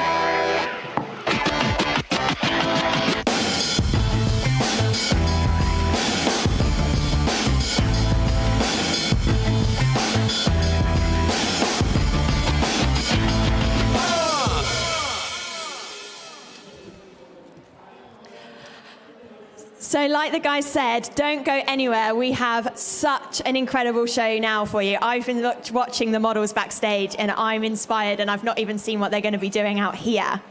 So we have the dynamic duo, brother and sister team, British Hairdresser of the Year and previous Northeastern Hairdresser of the Year, and our current Vice President, Robert Eaton and Izzy Eaton from Russell Eaton.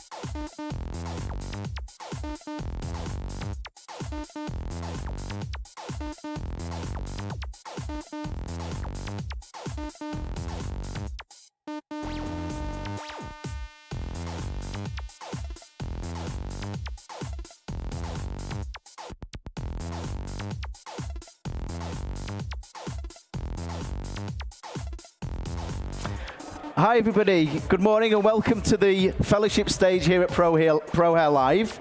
Grab a seat, Isabel, on this one. So, as you've just seen with our intro video, my name is Robert Eaton. I'm Creative Director at Russell Eaton Salons based in Yorkshire.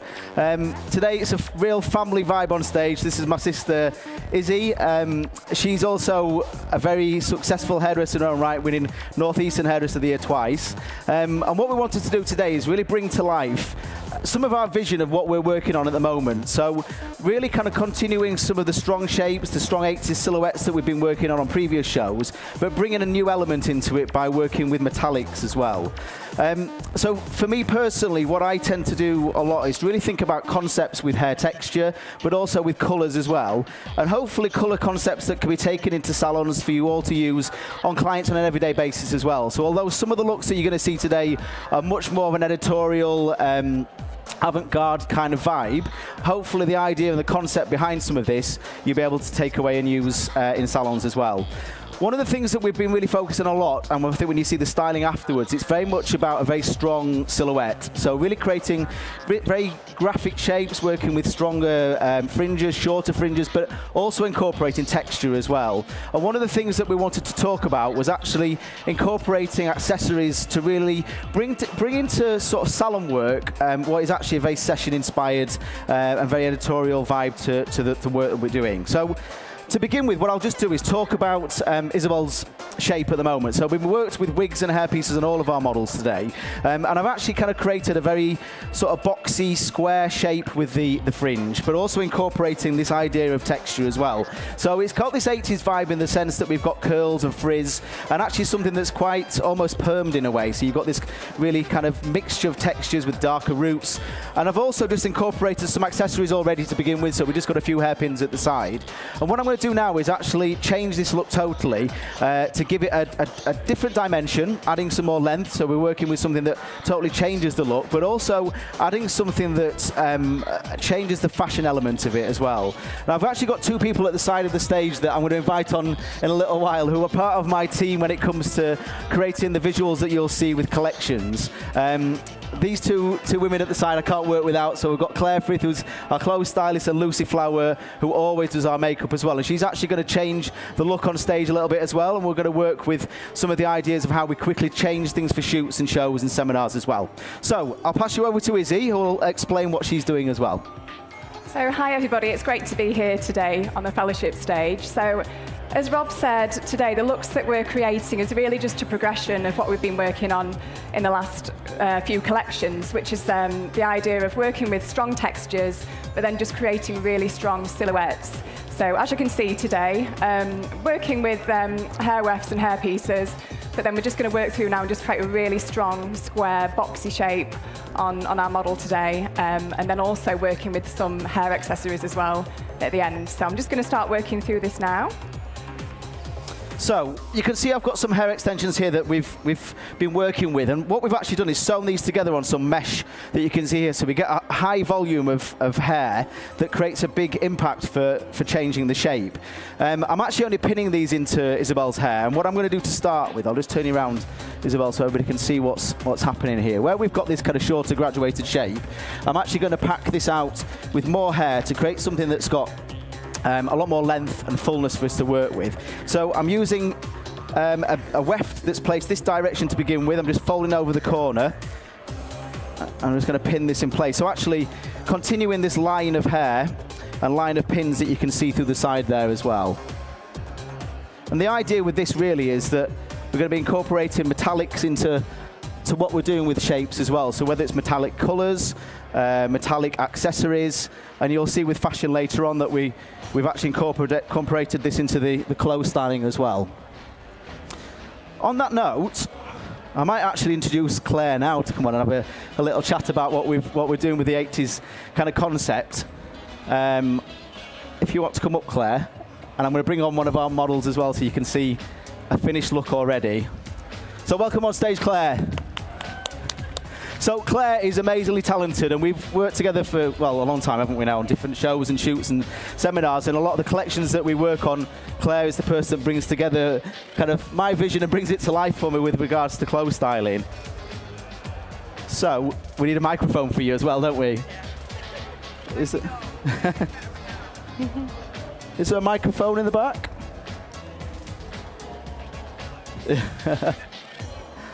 And what I'll do while we're just waiting for a mic, I'm going to bring on Thea as well. So Thea's a pre-done model that we've created already to bring to life this kind of colour concept and the colour story. I'll let you just go to the front of the stage, Thea.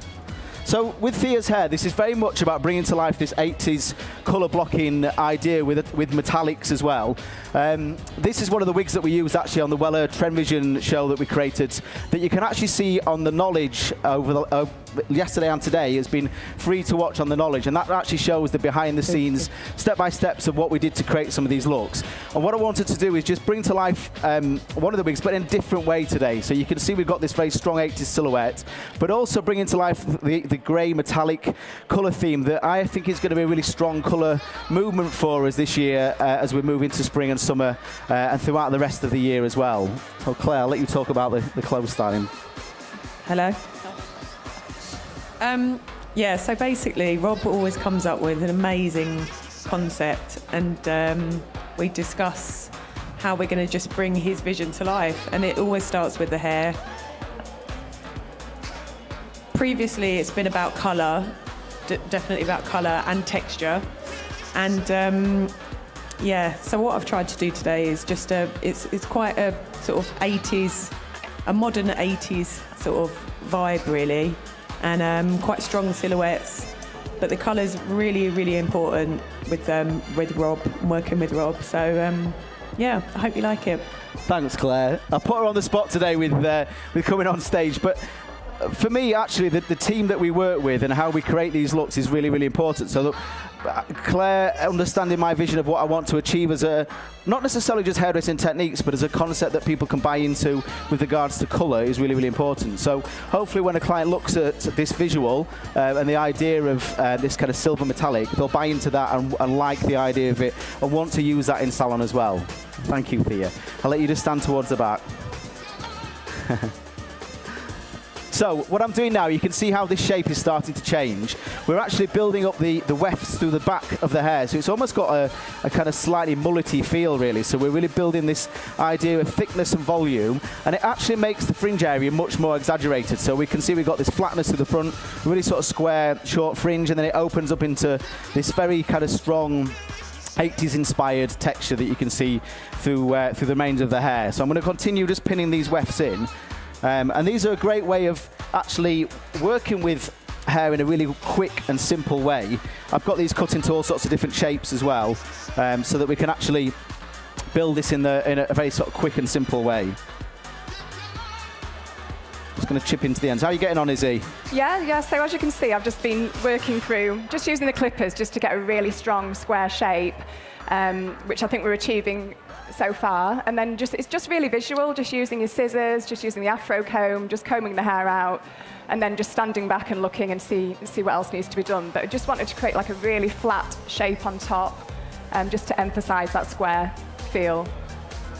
And I think this is a bit of a sort of common theme that we're working with. Even if it's with texture and curl, we're still actually incorporating a flatter element to the shape. So we've actually got something that has a very boxy, square feel. And I think this is a great way of making curls look much more modern. It's not about it just being a kind of round ball of curl. It's about having more shape and structure. And I think by using clippers in the way that Izzy's doing, it's actually a great way of visually creating this shape for a show like today. So, again, just working more these curls through the sides and the back. So I touched a little bit earlier on about the colour concept behind each of our looks today. And we've really decided to create a strong metallic feel throughout all of the models that we're working on. So this concept of actually incorporating gold and bronze, silver, very chromatic type colours, is something that I think we'll see moving forward quite a lot within the industry. And actually for colourists, it's a great way of us really being much more experimental with our mixtures and the types of colours that we're creating. Also actually working with the concept of multi-layering colours as well. So creating perhaps an underlaying tone and then overlaying it with several toners and glossing colours that give it this kind of shimmery effect. So obviously with Isabel, I'm working very much on a rose gold and golden theme. And this is very much about trying to bring to life this kind of amber and warmth that actually will be something that's very, very relevant for lots of clients that visit salons as well.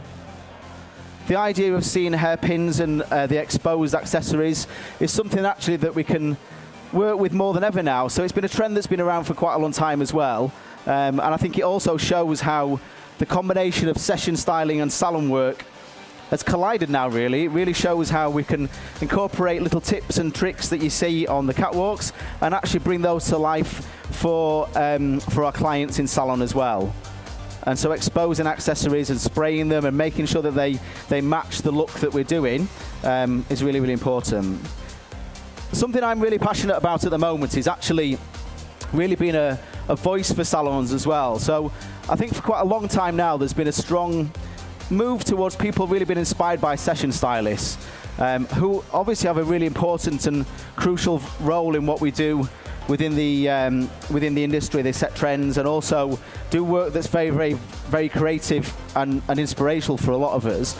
But also I think a lot of people forget about the hard work that goes into running a salon, working in a salon and actually looking after clients every single day, because I think that sometimes has become a bit lost over the last few years, and I hope that we can see a slight revival in actually the importance and the value of the trends that we see emerging from salons as well.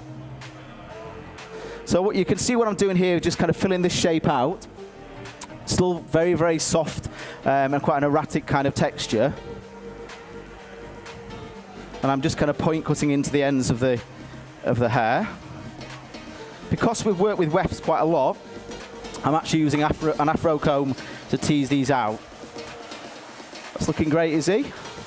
Yes, I think we're getting there now. And as Rob says, with hair accessories, I'm just going to finish this look off. If I just get my model just to tilt her head down slightly. So I'm just going to work with some hair accessories and just really work really visually just on over the top there, just to emphasize that kind of flatness that we want to create. But as Rob said, it's something that we have really enjoyed using on shoots and shows and things. It's a great way of just creating really interesting shapes, just using hair slides, hairpins, and then we just customize them ourselves. We use spray paint, and we just kind of collect things along the way that we can use in the future. Yeah, I think we've actually got a room in our lead salon where we've kind of built up a real collection of different things that we can use for hair shows, but also get inspiration for our clients as well. So as I mentioned before, when it comes to accessories, you know, we've done a lot of work making them more bespoke. So actually really creating different colour matches for clients as well. So if we've got a client that comes in that's actually have their hair coloured with a rose gold tone and they're having their hair dressed in a slightly different way, we may use accessories that have got a rose gold kind of tone to them as well, or maybe do something that creates something that's much more visual for that particular client as well. So the next person we're going to invite on stage is actually Lucy. So I'm not sure whether Lucy's ready to come on and have a quick chat as well. I'm putting them both on the spot. So Lucy is the makeup artist that I've worked with for many years now on shows and shoots and seminars. So we have a team that have kind of know what we're thinking straight away, don't we? So I wanted to bring Lucy on so she could explain the concept that we've worked on with regards to makeup as well.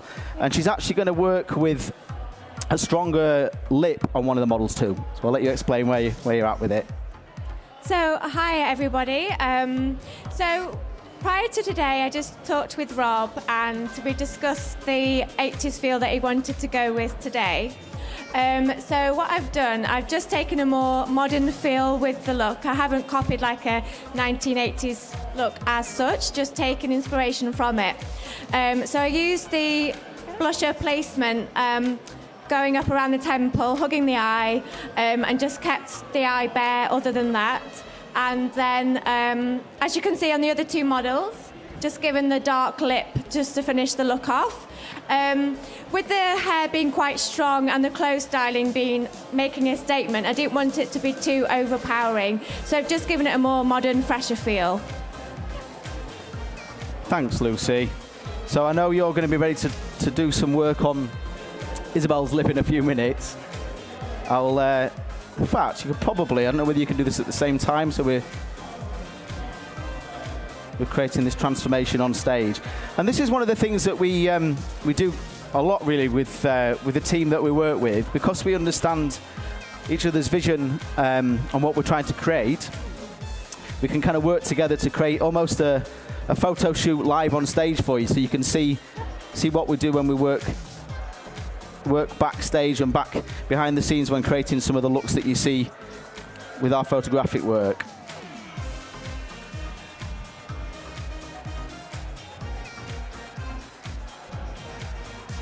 And I'm just sort of point cutting into the ends of this texture as well, so we get this kind of flow of curls,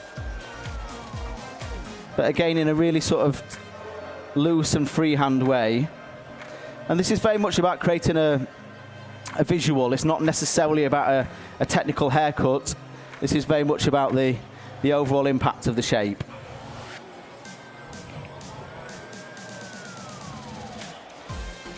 Are you coming towards the end of your look, Izzy? Yes, I think, so I'm quite happy now with the shape. So really it's just kind of just going over, just tweaking, just finishing off, just making sure that everything looks good. But yeah, we're just coming to the end of this now. But as you can see, it's just been really, really visual today. Really the hard work with this is all in the prep, getting the hair ready, securing the hair pieces. So that's kind of where the hard work was. But really, it's just quite fun, just creating shapes, just using the clippers and the scissors. And yeah, it's great working with this sort of texture as well.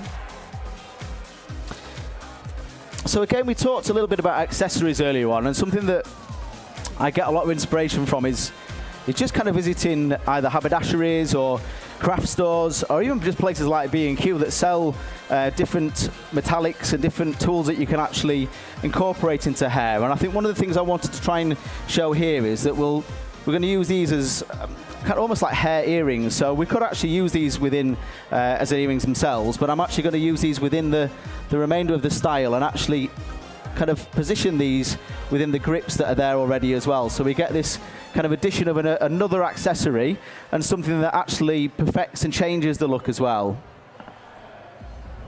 I'll try and do this without Lucy, without disturbing Lucy too much. And this is where kind of planning the look is so important as well. So for me, with this idea, I knew before we came on stage that we'd got this kind of block of grips that we could use to actually add a further accessory afterwards as well. Again, quite important to ensure that we've got the right colour pins so it all matches. But again, if they don't, what we tend to often do is actually spray paint these accessories as well.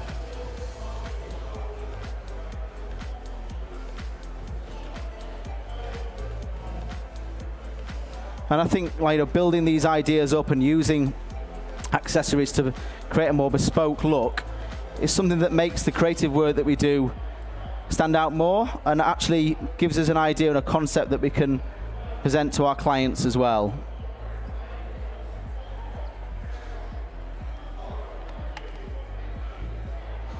I'm just going to say a thank you to Angela, who's also in the audience today. She's been our assistant this morning, helping with some of the pre-work as well. So we've actually done some braiding that she's been busy doing this morning to actually help us secure some of the wigs as well. So the last one.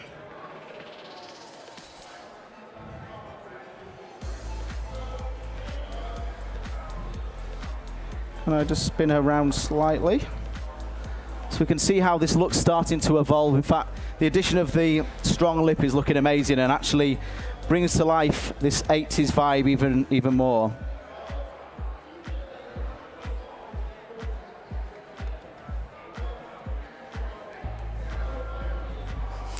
So Izzy, what are you doing with the rest of the accessories there? Yeah, so as I was saying earlier, the way I've been using them today is just using them, if I could get you to tilt your head forward, just using them on the top of the head, just to create that squareness and just to flatten the hair down a little bit more. But yeah, it's just kind of just placing them where you want, really, just having some fun with it. And this really ties in with the styling today. I've gone for sort of more metallic tones, which you'll see when we take the clothes off. The gown off, sorry.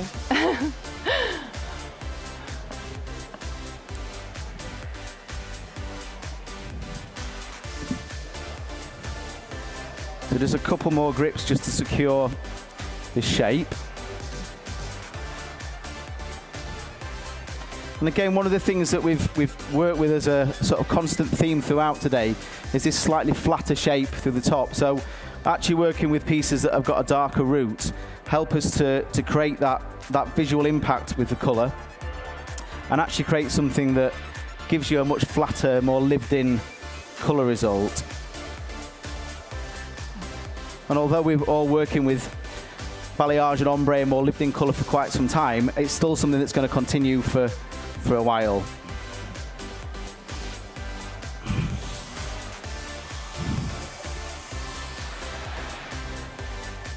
So now I'm just going to waft the air from the dryer into the shape. So we just open this up a little bit more.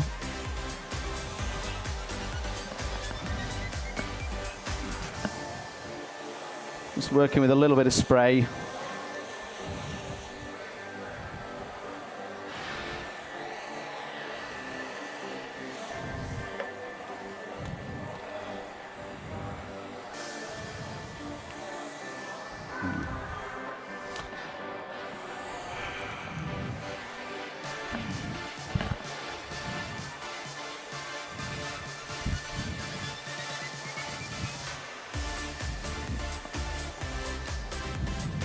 And then finally, what we also often use is kind of glitter spray as well that can actually add a different element of texture to the overall look as well as making everybody high on stage. And this actually just kind of gives the hair much more of a shimmery kind of feel and is great for from shows and shoots. So, I'm going to do a recap. I'll let you stand up for me a second, Isabel.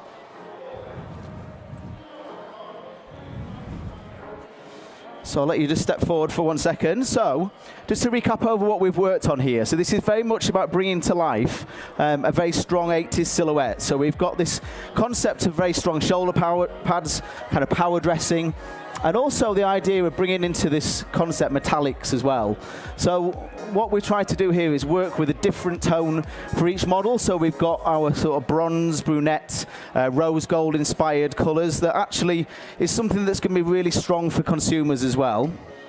Bringing to life an element of sort of editorial styling as well. So we've got this concept of exposing pins and grips. We've got accessories that we're bringing into hair as well. And this is something that we're sort of moving towards a little bit more as well. Again, giving it that very strong 80s feel. I've incorporated this more into hair rather than it just being about earrings. But, you know, it could be that you incorporate that strong statement earring through the for the look as well. With regards to the actual texture of the hair itself, what I wanted to do here is work with wefts. So for anybody that didn't see this earlier on, we've got these kind of wefts that we've sewn together on some mesh that really gives us a high volume of hair density, and it's actually helped us to create this very, very thick impact of hair that's got a strong, still strong 80s texture, but it's also got something that's quite lived in, almost like a very lived in perm shape that you may have seen in the 80s before as well, and keeping this idea of the top sections being very, very flat, a darker root within there that helps to bring that more lived in feel to the overall shape as well. So I hope you like it. Great. So I'll let you step forward. Yeah, so just again, just reiterating what Rob's just said, going for a really strong 80s silhouette, working with that texture, just having fun, creating shapes. Yeah, I hope you like it. And then I'm going to bring forward Thea as well, so we just kind of see the total look together. And again, this is a colour concept for you all to see. It's something that hopefully you can gain inspiration from for your clients as well. We've got this kind of strong metallic dark black, we've got a silver grey, and we've also got this kind of bronzy rose gold inspired tone as well. And here we've got a cross section of different types of work, but also with this strong 80s vibe to this as well. With the grey wig, I mean, it's very minimal what we've done here, really. I mean, I quite like how this texture is very almost touchable. It moves really, really nicely. It's not about being full of product. It's just something that shows the colour off in a really, really natural looking way.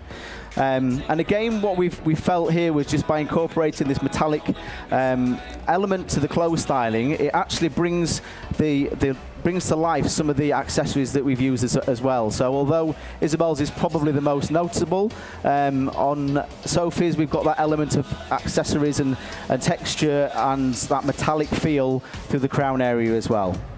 So I hope you like our presentation today. Like I say, very 80s strong inspired silhouettes. Follow us on Instagram and also follow the knowledge as well on the fellowship, because that is something that I've been really fortunate to be involved with over the last 6 months whilst this has been launched. This weekend you can access all of the information on the knowledge, and it's a great way of seeing some of the behind the scene tips and tricks of what we do for show work as well. The show that's on there that we worked on was from the Weller Trend Vision Awards, and that actually has lots of these editorial inspired looks and how we achieve them and create them for stage work as well.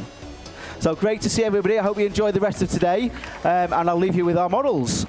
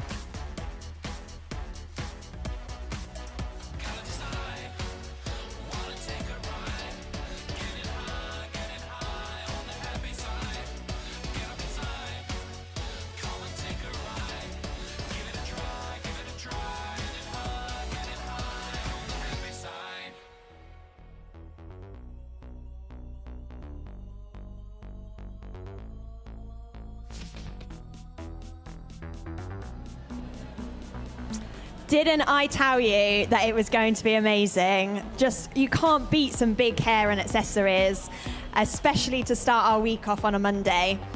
So the next up, we've got someone very exciting. So come, take a seat, get comfy, because honestly, the rest of the afternoon's lineup is still incredible.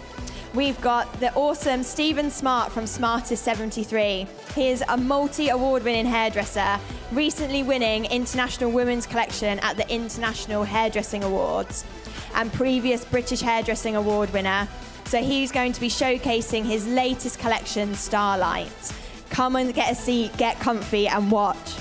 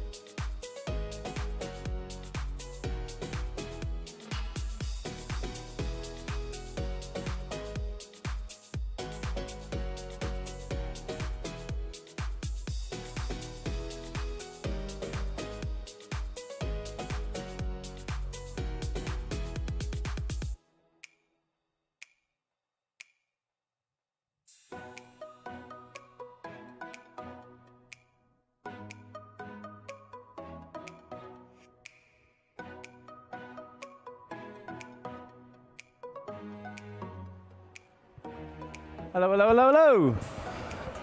Oh, thanks for that thunderous applause.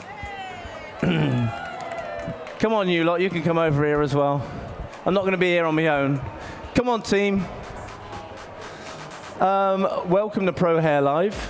Hopefully you can hear me all right. I have a bit of a problem with this mic earlier. What I'm going to be doing today with my team, wonderful team, we've got Abigail here, we've got Joe and Maxwell. We're going to be showcasing our Starlight collection.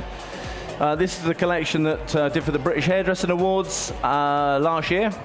So it's really about the texture, it's about sort of size and softness and sexiness. It was called Starlight because it was all about the light. I think it's really, light is massively important when you're talking about photographs, first and foremost. But we actually have to adapt that when it comes to stage work. So we have to think about maybe the colors, where the colors are sitting in the hair, or the size of the hair. So if it depends on where the lighting is. Obviously on a stage like this, brilliant. You've got amazing light which is hitting all over the place on it. You can see with Sasha's hair here, what we've actually done color-wise is we've created a really beautiful coral down to a peachy coral through the mid-lengths and the ends. We've put a load of extensions in it as well, which have been clipped in. There's a sort of an entire pack really. They've been clipped in, and you'll see the difference in them here because they're the ones that have actually got this sort of tiger print lining in. I did it, part of the collection from last year there was one which was sort of all blowing and it had this sort of real tiger kind of stripe sort of a print, but it was in a violet. So I just wanted to change it up a little bit, and I've just blended this look, which was a sort of blowy, soft, sexy kind of long hair wave, and blend it in with this unusual texture of coloring. And what it does with the curls is it actually just creates a little bit of added definition and a different texture. But you can see through the top section through here, we've gone in through the root with a darker, deeper coral, and then on the outside, we've on the sort of mid-lengths, as almost like a shine line, we've done it with a peachy color, so it just gives it a little bit more bounce and a little bit more, a pop of light.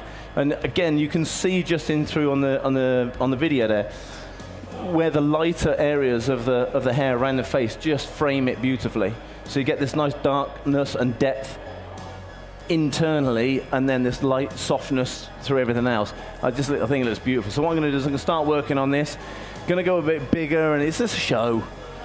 It's the last one I'm doing today as well, so I almost swore then. So we're going to do something lovely. We do it nice and big. I'm going to hand you over to Abigail, I think. Go for it, Abby. She's got a great texture of hair over there. I love this. Hey guys, so this is like a half finished. So what I'm going to do, going to add in another little piece here, going to show you how I'm going to pin it, and it's basically just going to bring everything in here so that it shows off this area on your model. Working with like a mohair texture of hair, which is just wicked. You can get loads of size on it. We've put several different pieces together to make this. So yeah, I'm just going to show you how I'm going to dress it out, make it catch the light when you get some photos and things. Yeah, just going to have a little bit of a play. We had some great fun with that texture because there was a couple of images in the collection which were of this type of texture. Not this type, that type. And one of them, the other one was a little bit straighter and a little bit fluffier. I almost thought about bringing that on stage as well, but in all honesty, it doesn't really translate as well as the bigger one on stage. So because it's a stage, we wanted to just do something a little bit bigger and a little bit more out there. But this texture is beautiful. You can see that how it moves with the wind, and so for stage, brilliant. When you're creating for an image for a collection, what we always do is get a hairdryer and just move it in it, and it looks a little bit more alive We did almost like a Beyonce moment with this look here. So it's really big and really kind of exaggerated. And obviously I don't have a wind machine with me, unfortunately. But what I'm going to do is almost create that kind of appearance with the extensions. So I've put the extensions in there so I can get a bit more size, open it up a bit more, and give you more of that sort of windy kind of effect. Joe. Hi. Hello, Joe. Hi. Joe's working with a natural head of hair over there. I'll let her tell you a bit more about that.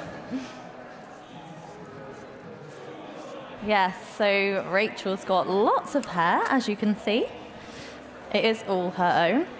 And we are just going for a big curly mohawk kind of look. We've had a lot of people ask about whether it is her own hair, but it is actually her own hair. All of it. All of it. All of it.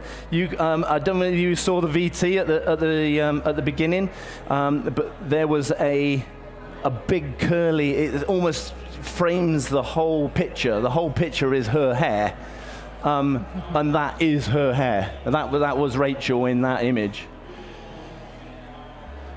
So if we need a look where we need a lot of hair, then Rachel's like the go-to. She's also extremely beautiful, which helps.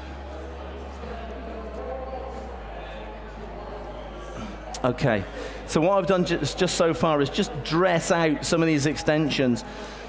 We were just on the main stage, and we went in with the extensions basically natural, sort of clumped together, just being taken out of them. So what we've done is we've tongued them.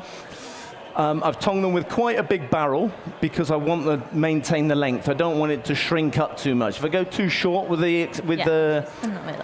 too tight with the barrel, then what's going to happen is it's going to shrink up too much, and I still want it to be long. I just want it big hair, really. Okay. So what I'm going to do is just grab a couple of clips, and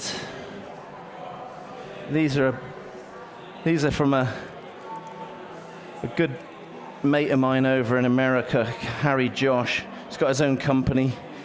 And these are really beautiful paddles they don't stick in the hair or anything like that. They're great. And then what we're going to do, so I'm just going to flatten the hair in a little bit more. The design of this style was always really to be a little bit more head hugging and then bigger and a bit more outrageous. When we're creating the collections, I draw everything that I'm doing first of all, so I can see exactly how it's going to translate, so I can see how the collection's sort of developing.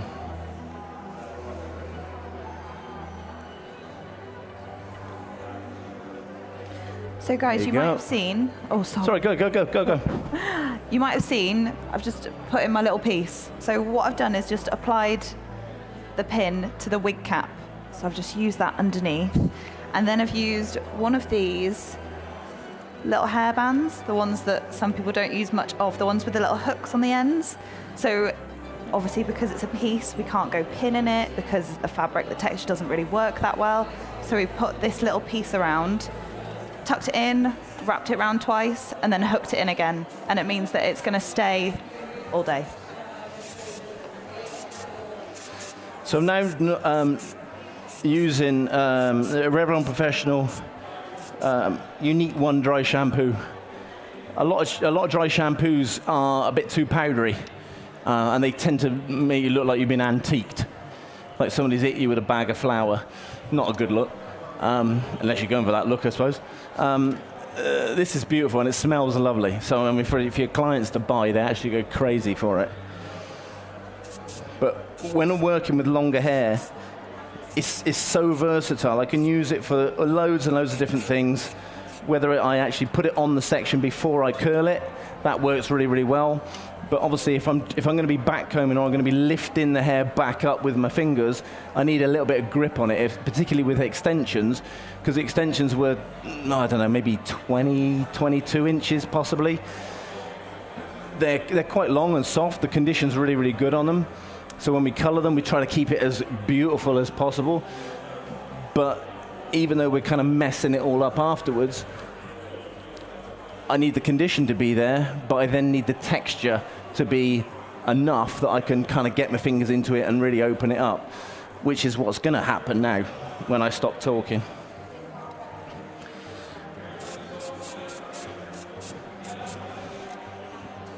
Yeah, I have that rake actually.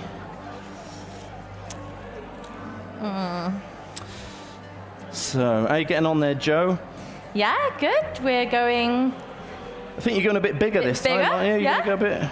You're going go a bigger bit crazy. than the last stage. Oh my God! Going look at bigger. this. Going bigger. Love that. So just pulling it all out, as you can see. Put some pretty little Diamante slides in just to finish it off.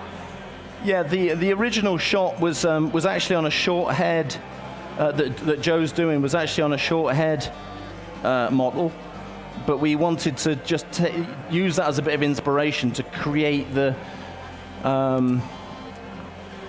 extra look for you today, so it's a bit more of a show look. So we've used Rachel, who has huge amounts of hair, but it means that we can really sort of open it up and just get a different. And I'm just keeping my fingers closed. And you're literally just kind of like spreading it, right? Just spreading it. Again, see, the hands are just a great tool. Yeah, this is not something you can do with the With a brush, brush, or a yeah. comb. Yeah. Really just got to get in there with your hands and spread. Cool, so again, just finishing at the front now, just detailing and make sure it's kicking and sitting exactly where I want. So you can see how we've gone from the tongue shape just by really brushing it out, but then manipulating with our hands. We've really kind of detailed this front area. And especially if you're an Instagram lover like me, details like that are what will really make your photo pop, as opposed to having it kind of more limp or just brushed. Right. Try it by using the products, because it will make the photos pop a little bit more for you. Cool. Just really getting in there. Like you said, James, I think sometimes people underestimate like the power in just going in and like finessing with the hair Yeah. in a way where you really get like the volume and texture that you're looking for. I think sometimes what's good is if you almost just do the one side and then hold your phone to it, and then you will literally see the difference. Yeah, I just by totally pulling always have pieces to, up. you know, if I like it, I'll take a picture of it with my phone before I let the model go back on set, just so you can quickly see what it looks like on camera. Because sometimes, especially with big hair, it looks big to you in person, but then there's a picture taken and it doesn't even look that big anymore. Yeah, You know? definitely. Definitely.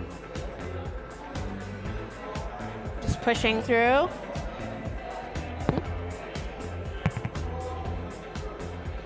All right, I think I'm almost done here. How are you doing over there, James? Yeah, I'm good.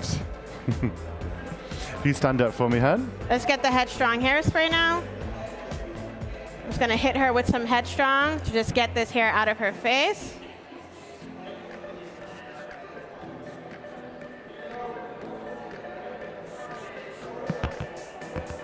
Do the same thing with the other side.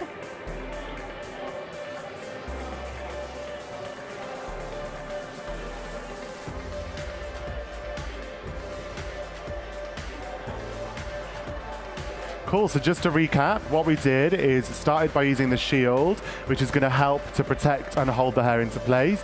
Use the tongue vertically, twisting it in random directions, but making sure that all of that front section was all back away from the face.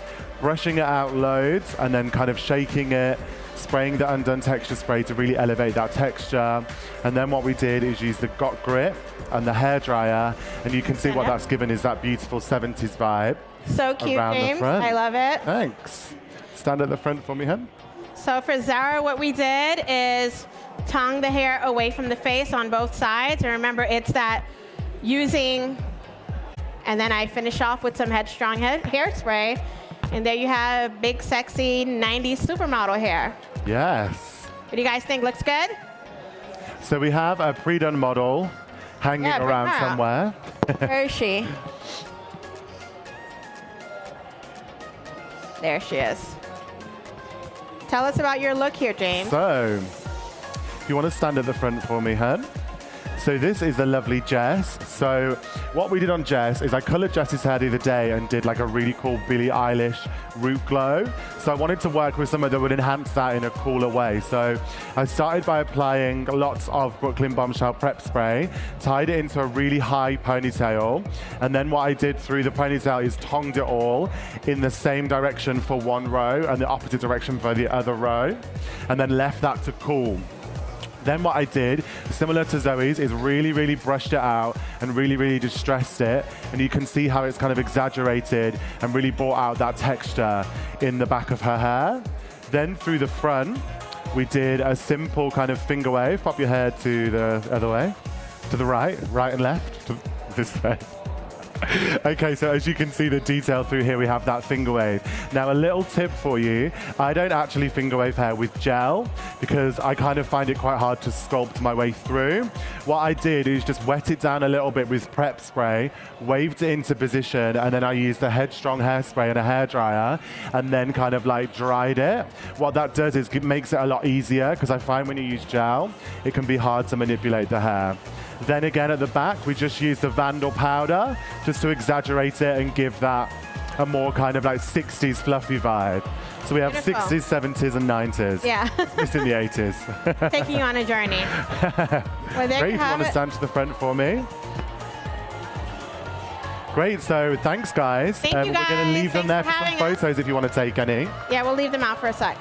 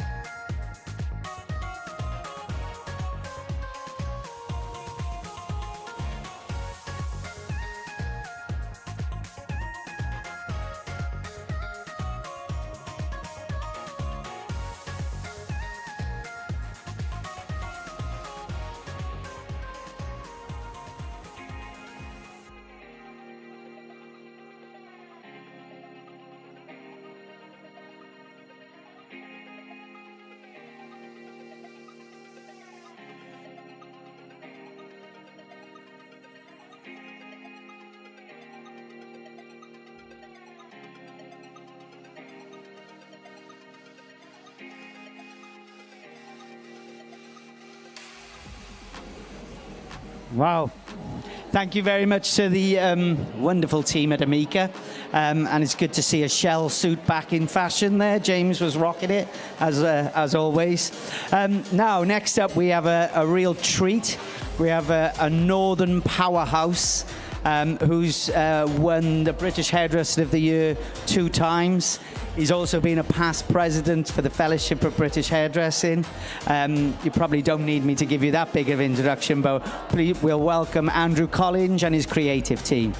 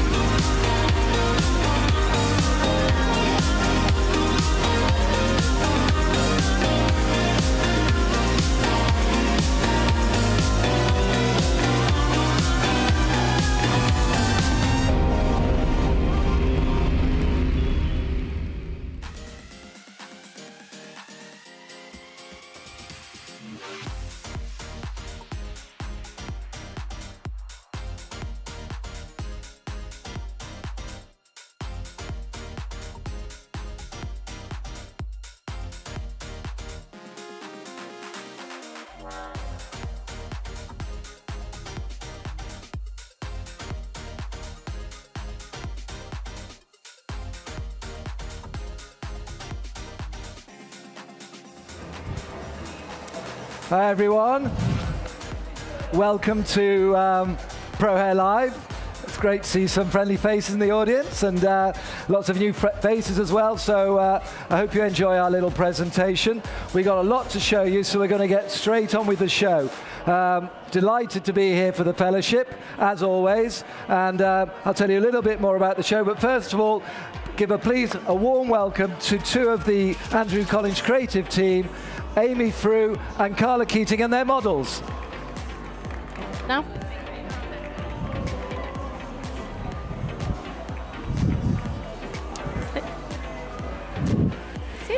Okay, so we've been invited by the fellowship to do this small presentation for the next half hour, and we're going to show you a variety of hairdressing, from cutting to dressing hair out, for putting hair up as well. So you're going to see the whole gambit of hairdressing. So first of all, I'm going to introduce you to I'm going to go straight to Amy because she's got a little bit to do. So this is Amy Frew. She's a senior style director. She's a member of the Andrew Collins creative team, and she works in our Selfridges salon in the Trafford Centre. And she's also been a finalist at the British Hairdressing Awards.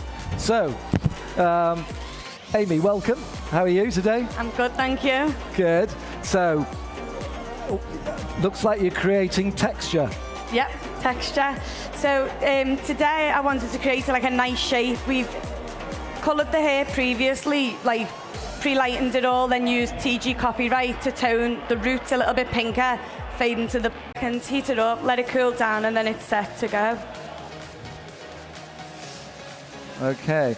Right, what we're going to do a little bit after, when the girls have worked a little bit more, I'm going to be presenting on a model of my own, which I'm going to do some long hair work on. So we'll be presenting that in a second.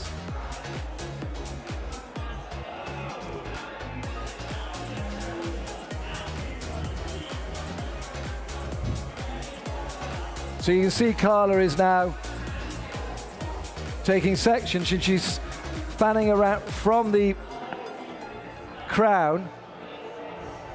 The hair's been obviously shampooed and conditioned and blow dried. So this is very much personalizing the haircut.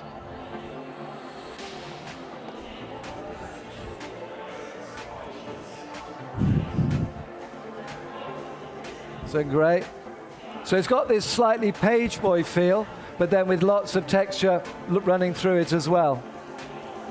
Yeah, I just wanted to add a bit of texture to it, really. I think with the colour as well, we've kept the colour a little bit more rooty because we knew they were adding texture. So while you're cutting, can you explain what colour you're doing? What colour you use? Yeah, of course.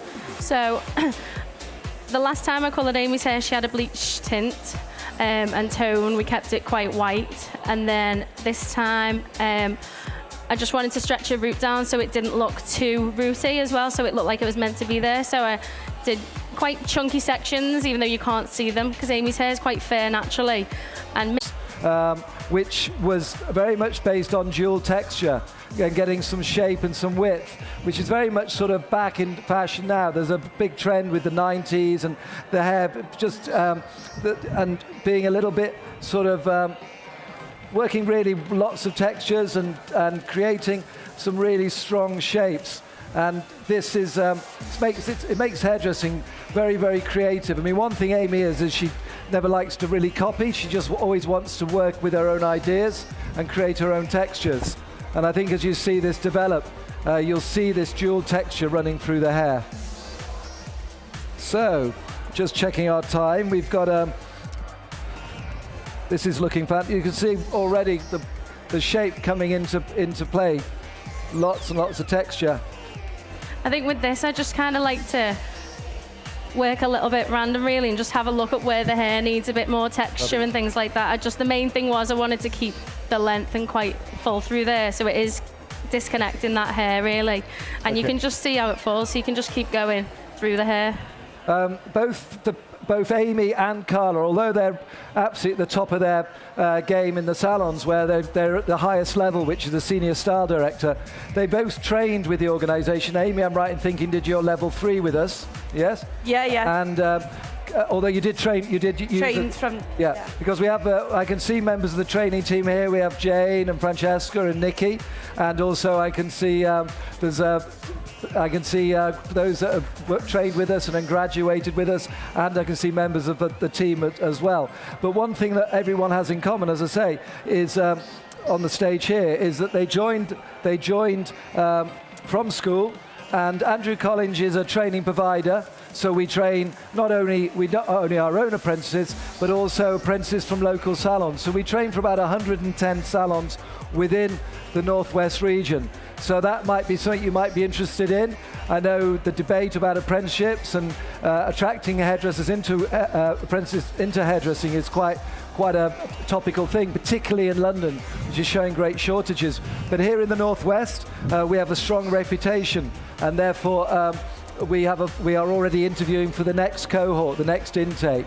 Our training takes place in Liverpool, where you do one-day release, and we work and also we have a training school in Birkenhead as well. But level 3, which is what the team very much here are today, Jane, Francesca, and Nikki, that takes place in our Liverpool salon, in a salon called Andrew Collins Graduates on Bold Street, which is a great place to work. So when you come and train with us, you'll be working on, in the high street, students as your models, so you can do some really great creative work. And as you can see, this texture is really coming out beautifully now. Right, at this stage in the presentation, I'm going to present a finished model of Carla's. So if we could have music, please, and introduce Carla's finished model, who is Rachel.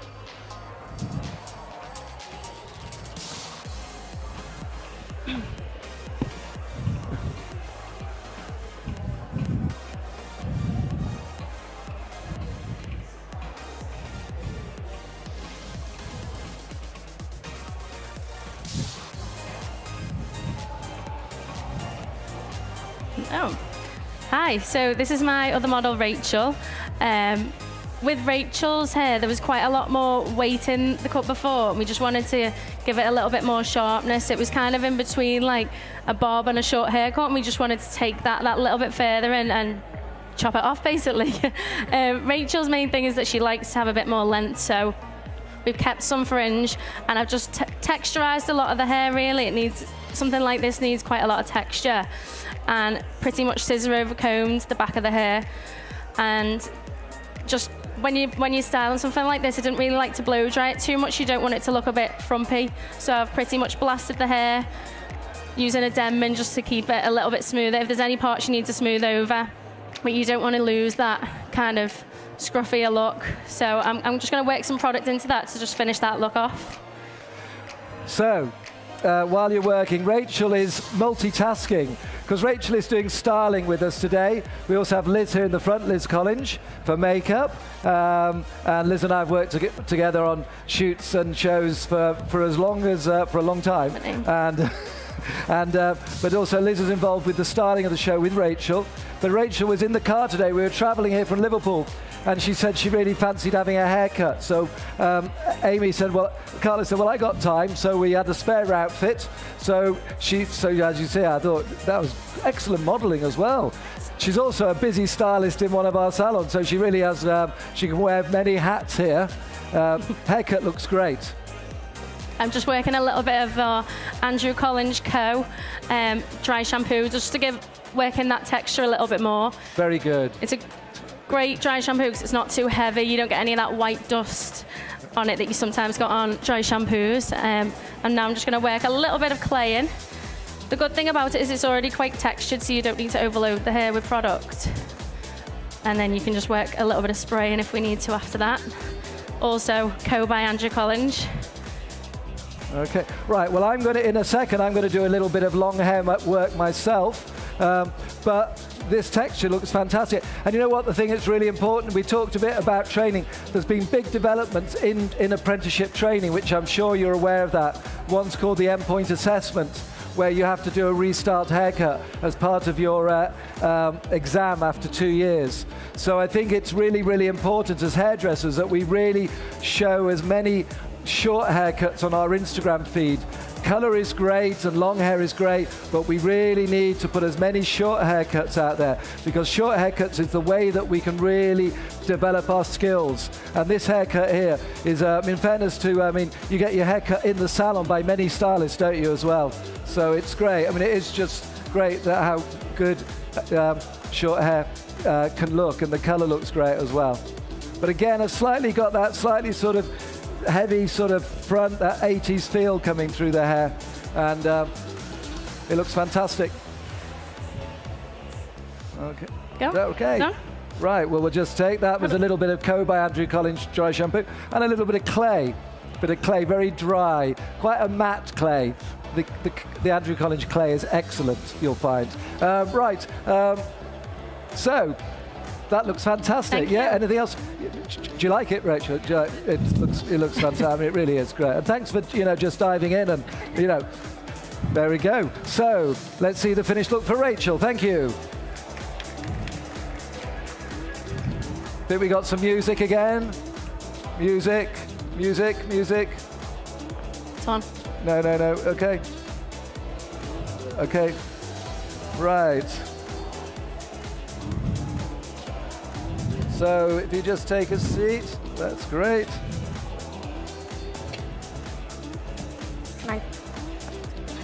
Now this is my model, who is called Bev. Now before I start, Bev, do you want to just? We got 5 minutes to go, so we're on time. So I'm going to give you a couple of pins, 2 pins there. Let's have 3 in case things don't quite go right, and a couple of grips. So 3 pins, 3 grips. Let's just look at it like that. Wow, this is fantastic. Do you want to? Shall I just carry on for a minute? Do you want to explain what you're doing at the moment? So I don't know if you've noticed, I've dressed it all out. I've tried to keep a little bit of give the bulk and give the keep the texture in, but pull some out, give it a frizzy effect, leave a few little ends straight, so it's got a real combination of textures in there to pad out the shape that I wanted to create. Okay, well, I mean, Liz and I have worked together on photo shoots for, getting on for 40 years. And the most important thing, and I can see Robert here in the audience, a lot of it is in the preparation. You've got to be, you can't just, so you've got to really think about what you're going to do. I knew this hair would be better if it wasn't too clean. So we've just brushed it. So we're just using a little bit of, I used the Andrew Collins blow dry lotion so it's a very light hold, it's not sticky. So I'm going to now just going to brush the hair there, brush it over.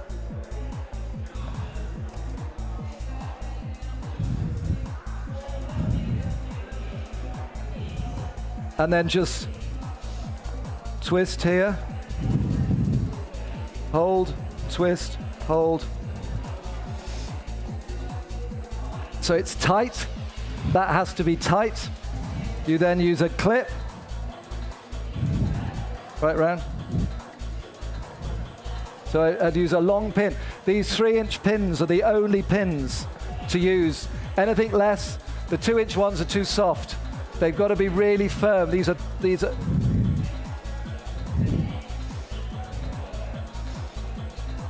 So you get the hair like so.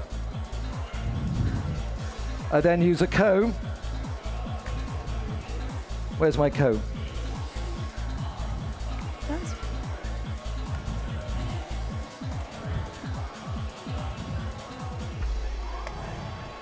Your head forward for me.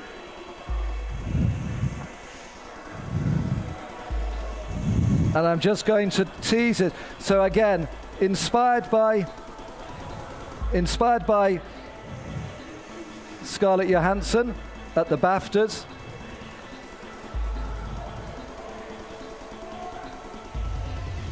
Little bit of hairspray.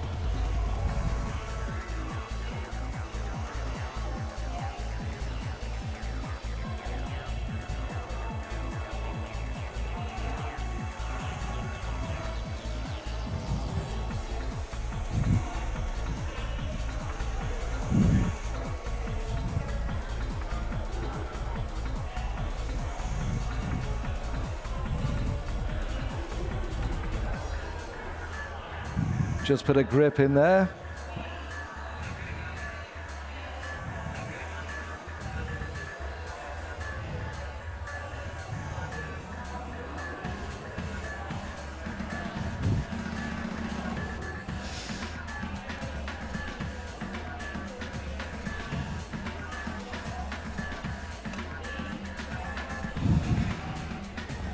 Take a smaller take the longer section.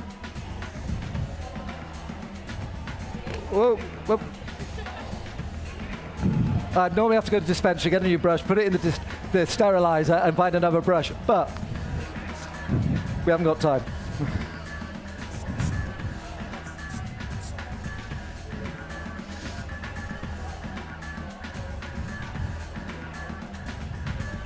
So we're going to take this round here like so. Got it? Good.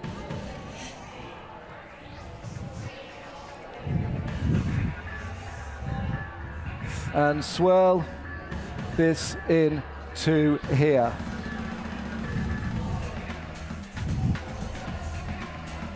And then just grip.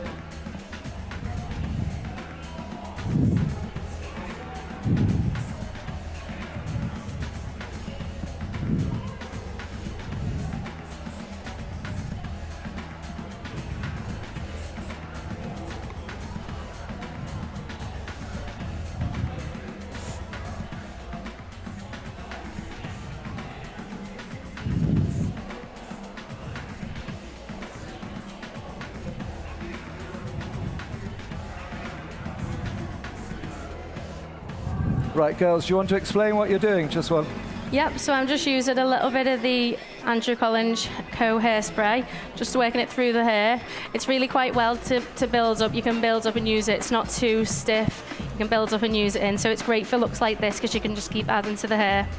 And I'm pretty much finished. I added a little bit of the dry shampoo as well, just to give it a little bit of extra texture. And I'm pretty much done.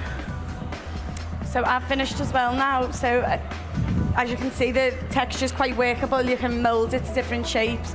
It obviously exposes the colour a little bit more as well, so you can see the deepness and the contrast to the white blonde.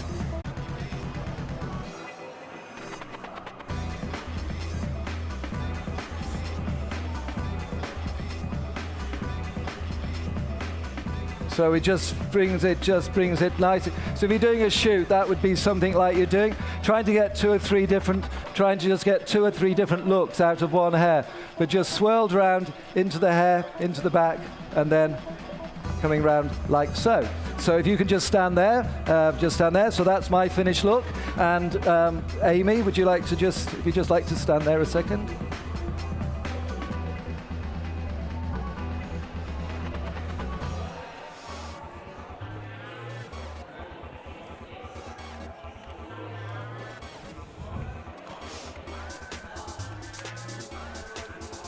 Okay, Amy, would you like to explain? Yeah, so, sorry. All finished. I've tried to mould like a nice shape into it. And I hope, like, you can see the colour a little bit more. You can see, like, the texture, the deepness of the root fading to the lighter ends, and to emphasise, like, the frizzier texture towards the ends. Looks fabulous. Absolutely fabulous texture and colour. And Carla? Yep, so with Amy's look, you can see it just fades in really nice with the fringe. The fringe, you could obviously take it a little bit shorter if you wanted, or you can keep it a little bit softer. I just wanted to give it a little bit of texture to flow in with the rest as well, just to give it a bit more of a shaggy look. Fantastic. Well, I hope you enjoyed our presentation. I hope you enjoyed our presentation. So a big thank you to Amy and to Carla, and to our models, and to Rachel, you're going to see in a little while, and to Liz for makeup, and I hope you've enjoyed the presentation. Hey, thank you. Thank you.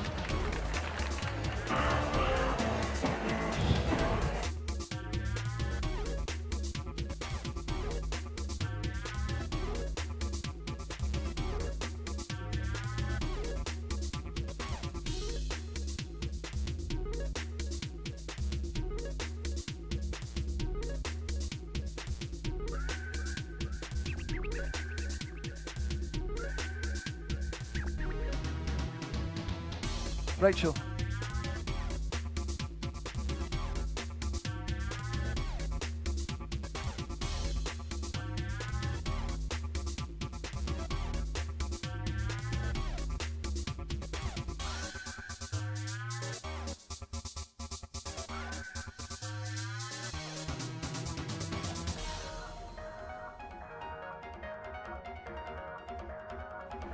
Okay.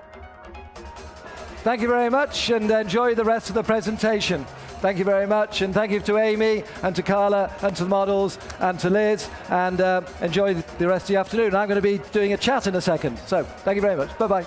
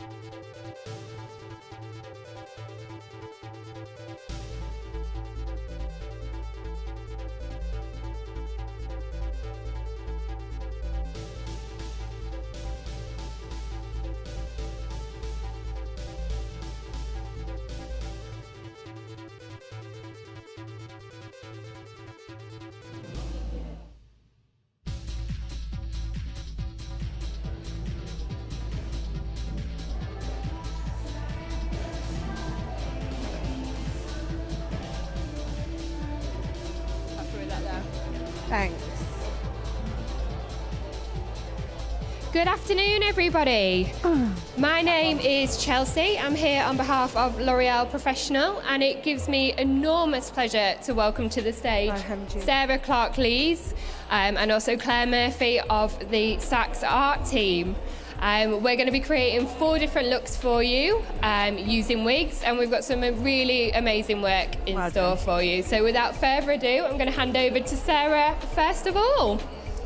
So hi everybody. I've now found that our clients are now using wigs, and we're doing more wig work in the salon because they want to change their look up for the weekend. They don't want the commitment, or they don't want to go fully pink all over and have to take that out after the summer holidays, things like that. So I'm going to pass you over to my colleague Claire, our wig guru, and she's going to talk to you about popping the wig on today. Hey guys, thank you for coming to see us. So as Sarah's just said, we're going to be talking about a little bit about wigs. I think my first introduction to wigs was when my mum lost her hair through treatment and she had to wear this synthetic wig. And then as my job's progressed, I've used wigs for and extensions for to enhance people's looks. And then finally I've started using wigs, and I use them in TV and film. So they're all slightly different and they all meet different purposes. But what I wanted to talk to you about today was how easy it is to put on a wig, and that it's not that difficult. So I'm going to prepare it as if I was doing a theatre show, or whether I do opera, or whether I'm doing a film. So what I've done is I've pin-curled the hair as flat as I possibly can. Now, what you can actually do is, if you're really concerned about the weight of the hair or how bulky the hair is, you can start taking these pins out and you can manipulate those pin curls so they sit a little bit flatter. So then that helps to look lay flatter and look less wiggy. So that's what I've done. We pin curled it. I'm taking some of the clips out, and then I put on a wig cap over the top. And what that does, it just secures the wig and keeps all the hair condensed. It helps flatten it, and it also provides me with an anchor. So what I've done, you can see, I've got some little wigglers like that, and I push them into the wig cap and push that into the pin curls underneath. So that provides me with an anchor. So if I was doing a dancer, for example, I know that that's not going to move. If someone's just quite placid, I wouldn't need to necessarily concern myself so much about that. So yeah, I'm not going to use any glue today. I'm just going to show you what I would do if I was to put on a wig without glue. I've got all the hair through there, and in a moment I'm going to explain to you what I've done here. So I'm going to talk to you a little bit about colouring wigs. So this is one of the things that we have found, myself as a colourist, more popular at the moment. We like to hire professional models like our lovely Kelly here, but we are limited with what we can do on a hair. I mean, you can imagine that if I asked Kelly to come and do some form of nature-inspired shoot, and I wanted to put brown and blue patches through her lovely blonde hair, she would probably have a little bit of a heart attack. So what we would do instead is we would prep a wig, we would colour it how we... Technique that you've seen on YouTube or Instagram. So what I want to show you now is I've what we would call in the trade blocking the wig. And what I've done is, if you can see, this is called galloon. Don't know. It's like a ribbon. It's like a really strong ribbon. And what that does, it evens the tension out around the wig. So when I'm styling it, it doesn't pull it in one specific place. If this was a theatre wig, this would have to go on tour for 6 months and come back the way it was like hired out. So you have to be really, really gentle with them. So what I'm doing here, it distributes the weight and it helps keep the lace to lie flat so it doesn't spring up. So I've just put that on. I'm just going to take that off now just to quickly show you. And then I've got the lace underneath here. Now, one thing when you're buying a lace wig is you need to be careful of the lace that you use. So the laces come in deniers, like tights. So it comes in 40, 30, 20, and I think HD is about 15. But also the colour of lace as well. So when you're ordering, you need to be careful what kind of skin tone it's going on. So if you can see there, they're two very different kind of wig colours. So with this one, I've had to take it very short so that you can't see that on my model. You've got to be really careful as well, and let Sarah tell you about when you're colouring wigs. Okay, so when you're colouring wigs, you need to make sure that you put a barrier on the lace, and you need to put a barrier underneath. So what we tend to do is turn the wig inside out, completely cover it with a gel or a wax, and then we would allow that to dry, turn the wig the right way around, and then colour it. The hair is put on in little knots, and sometimes when you're colouring, if you colour the knots, that's what gives it away as a wig. If that does happen, you then have to turn it inside out and bleach all the knots and take that colour back out. And again, it's really important when you're rinsing the wig that you're not running the colour into that lace at the front, because you don't want to change the tone. If you've picked the lace for your client, you don't want to then change it with the colour. So we brought Kelly out readily styled, so I'm just going to get her to stand up now and go to the front so you can all have a look at the colours that we've popped in that wig. Some nice earthy tones there. Sarah, what colours was it that you actually used? Can you remember? Yeah, so we used Richesse colours because they tend to work better when you're on wigs because they don't contain, they're a bit gentler. So we've used 911 with a bit of 1 for the bluish colour, and then we've used 535. And I know that sounds silly that it was a 5 for that mahogany colour, but I just didn't leave it on as long. So I've allowed it to grab the tone first and rinsed it before it's grabbed any depth. Amazing, beautiful. Great, thanks Kelly. And so this wig you built yourself? Yeah, so you build the wig. So you start with a front, so it's called a 360, which gives you this really nice hairline, and then you put the wefts and you build them in through the back so you can pick what length you want those to be. Which again, you don't always get a client with the thickness and the length. Going hotter and cooler and having to go over the hair multiple times, you can get a real super straight, super sleek look in just one stroke with using the steam pod. So we were talking about this earlier, and we were saying technically it's like a cohesive set. We were saying that because you're using steam, it's using that water to dry, so it actually would make it last even longer than just using an electrical tool. Yeah, absolutely. I find I've got very deceptive hair. My hair looks like it's going to be dead straight, but it's actually very curly naturally. And I've found since I've been using the steam pod since before Christmas, it's the only thing that can protect my hair on a day like today. It's helping to keep it nice and smooth and helping to fight against the humidity as well. I'm obsessed with it. It has got a comb. It's got a comb on it, but if you take the comb off, then you can actually curl with it, just like a normal thing. Yeah, stop now, 5 minutes. Okay, cool. Thank you.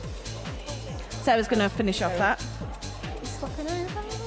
So I'm going to take, I want to talk to you about now taking wigs off and how we store them. So if this was a show and it needed to be used again tomorrow, usually they're styled every day. So I would make sure that I was really gentle when I was taking it off. I need to take out all the pins, and I'm just going to feel around where I put those in. You'll see the difference with these pins. They haven't got like a knobbly end, so they don't get stuck in the lace, so they go straight in. They're what you could describe these as called wigglies, but they look a bit like a T-pin or a straight pin. Not a T-pin, a straight pin, or an A-pin. So I'm just going to take that off. Is it quite comfortable to wear, the wig? Doesn't feel like you've got anything on?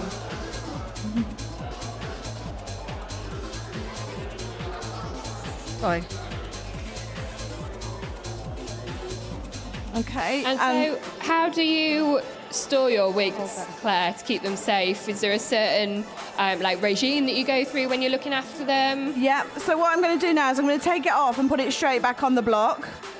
I'd use a pin to secure it on the block and make sure that all the lace is back down. Because people sweat in these are really hot. You know, if they're doing a performance, like I do opera, and when they've come off and they've been singing for 2 hours, they're really hot and sweaty. So you would make sure that the lace is laying flat. No. And do you store all your wigs on heads? Do you keep them like that all the time? Yes. So this would go straight back on. Sorry. And with a pin in the top to stop it falling off. Oh. And then that would be restyled again for the next day. So it's interesting because just because you're a hairdresser in a salon doesn't mean that you can't cross over and do theatre work or film. You know, it's not that different.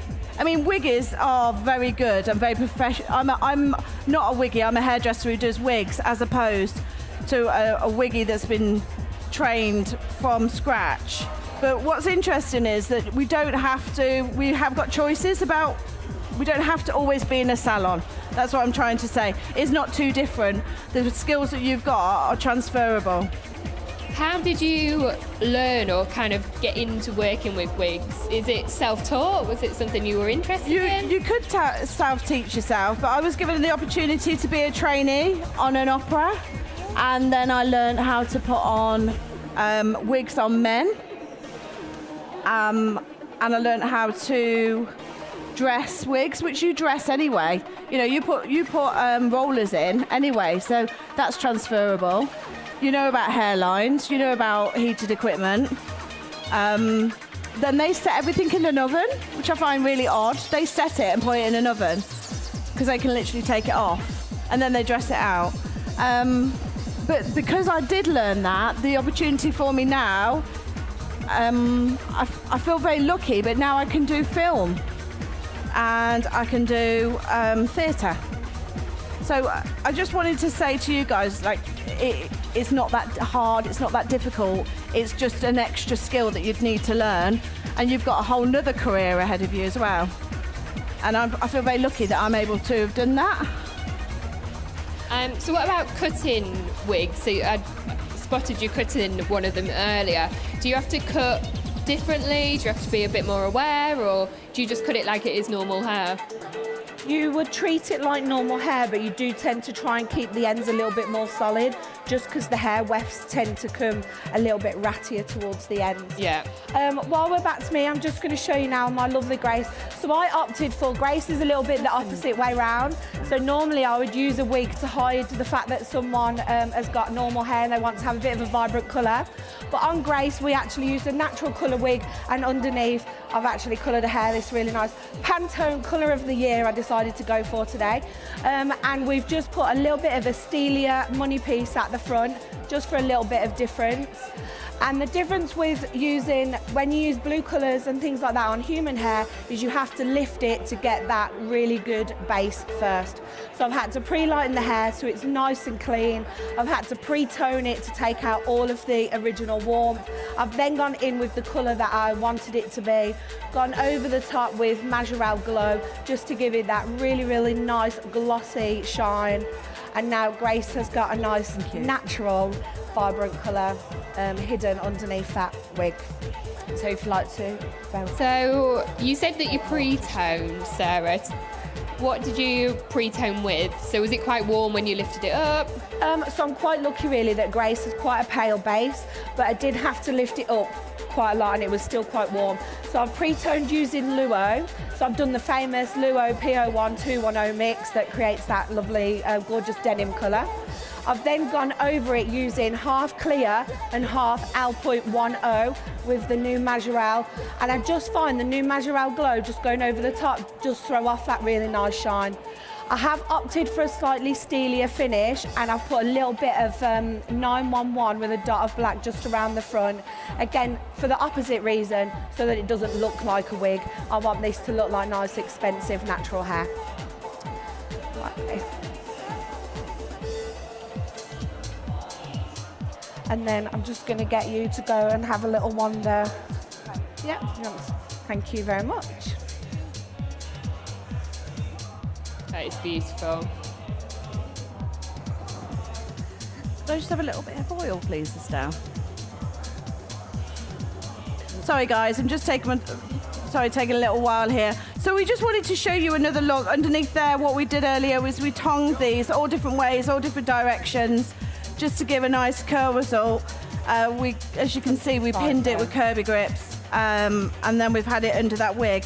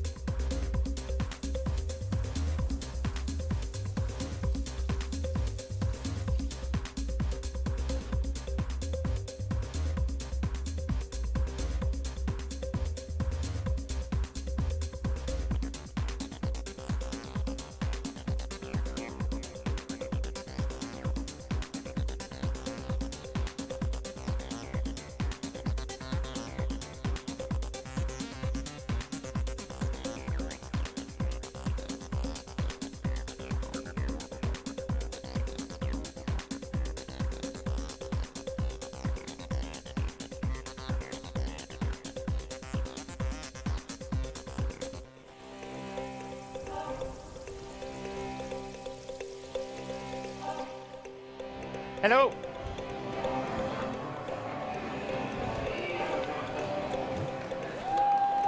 Hello, everyone.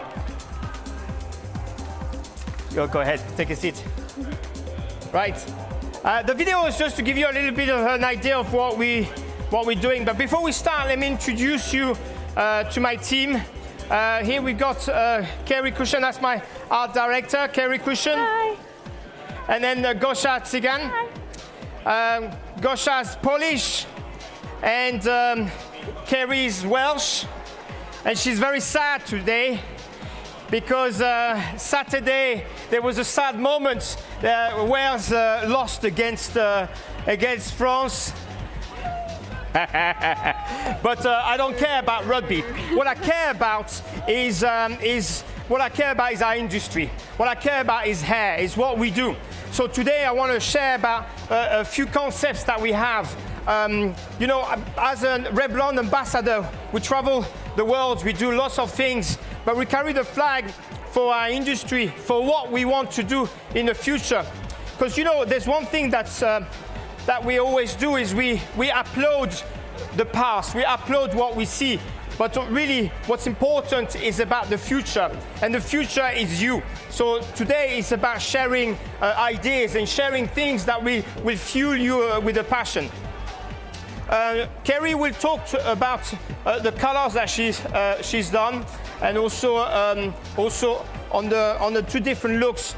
We wanted to do a look that's a little bit more edgy and one that is more consumer friendly. For me, what's important is to also share ideas that you can take in the salon.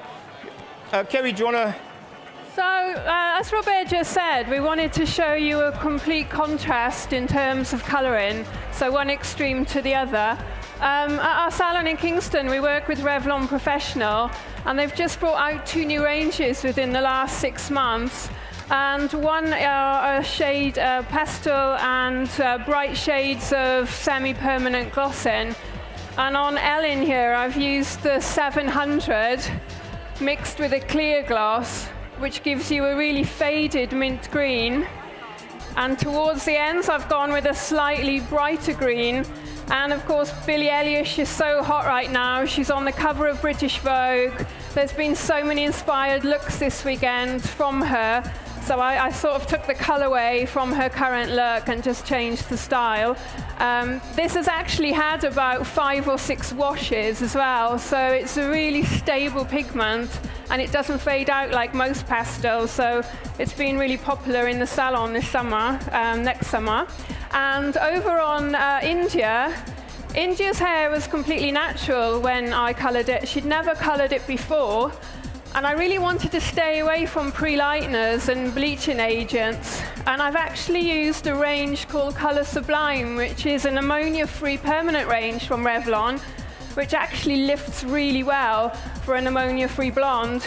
And we've just done some baby highlights with a 10-to-1 through the front, and then toned it with a soft toner. So it's really natural, but it's much brighter than her color.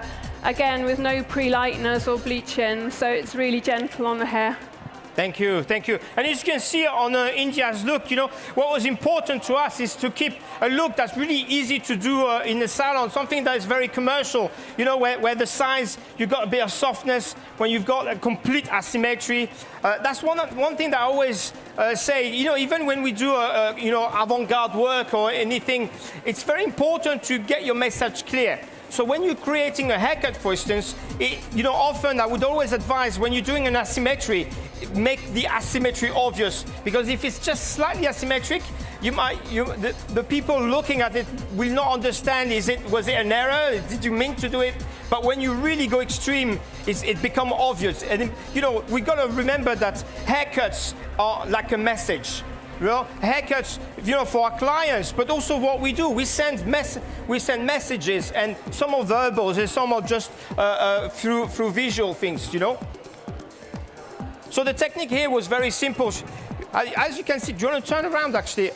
There's another thing that I want to share with you is Actually, I'm going to share with you the potential of what we do as hairdressers. You know, the world today is different than it was yesterday. Now, you know, we have opportunities to do lots of things that work. You know, as a Revlon ambassador, we go on stage, we do things. So I work in a salon, which I enjoy. And I'm going to talk about working in a salon and the future of our industry and where we should be focusing on in the future in salon. But we do also work like that. And I'm going to share a bit the path of how you can get to stage work if that's what you choose to do. But also last year there was something else that I felt the need to produce was my own pair of scissors, because we have a concept, a way of working that's going to revolutionize the way we cut hair. The future of our industry is already shifting, it's already moving. And you guys, you know it very well, because you look on Instagram, you can see people holding their scissors differently. And here, do you want to turn to the profile so we can see, or maybe the camera can pick up on it. Yeah, go ahead. And that's why, so one of the reasons why I'm not cutting is, you know, guys with multitasking, sometimes it's a little bit, so I thought instead of working, I'll be explaining, and then they will be demonstrating. Now, can you see how they work? Now, what's important in this way is that the shoulders are very relaxed. You see? So now, where normally you would be holding the scissors like this, when you switch to an inverted grip, see, that's the inverted grip. Certainly, when you pick the hair, you're in a relaxed position. So, a little bit like an artist with his work. You know, you don't see an artist bending over. It's important for us that we embrace that as the way to work, as a normal way to work.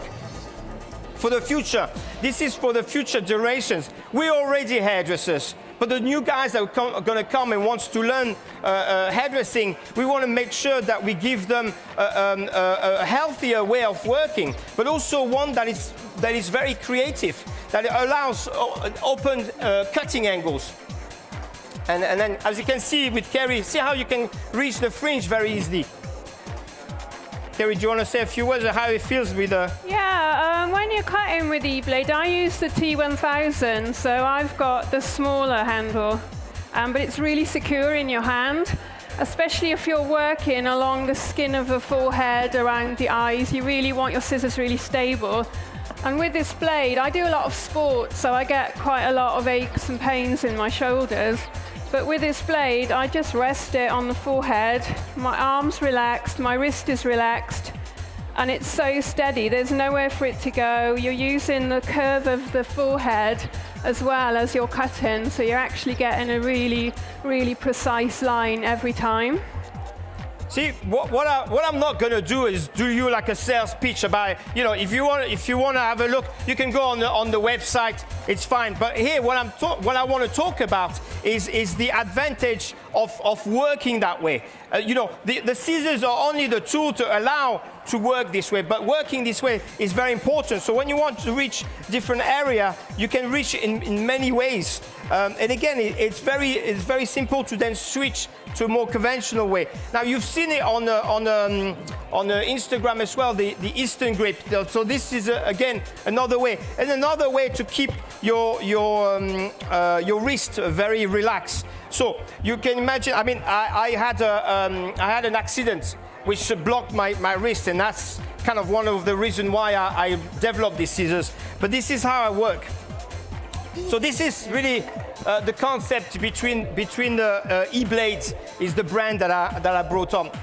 And I did that because I'm passionate about hairdressing, and I'm passionate about what we do in the salon. And you know, all my team share the same passion. We're all passionate about hairdressing. And another aspect that is very important that we feel that needs to be, we need to focus on is how we make our clients feel.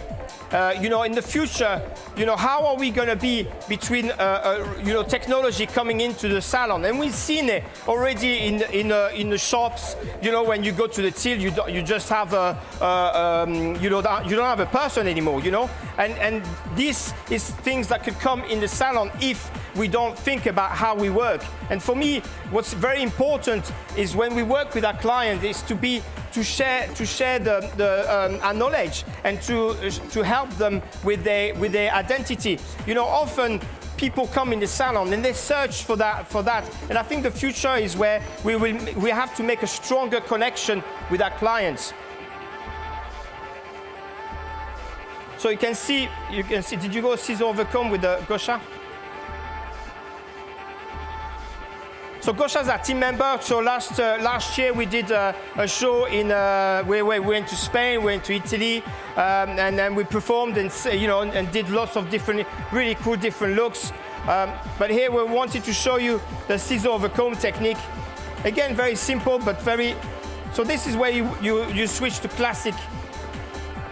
You see, the techniques here are very simple because all you do is when you bring this cut, you elevate, we over-direct it all to one side and you start shaping it there. And when you bring it back, you'll end up with a very soft result. And Kerry, you wanna go through a bit more about the cut?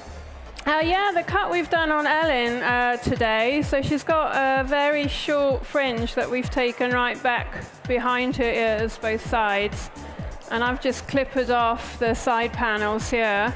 I've actually added at the back some tape-in extensions from Luxbox. They're really great for photo shoots and stage work.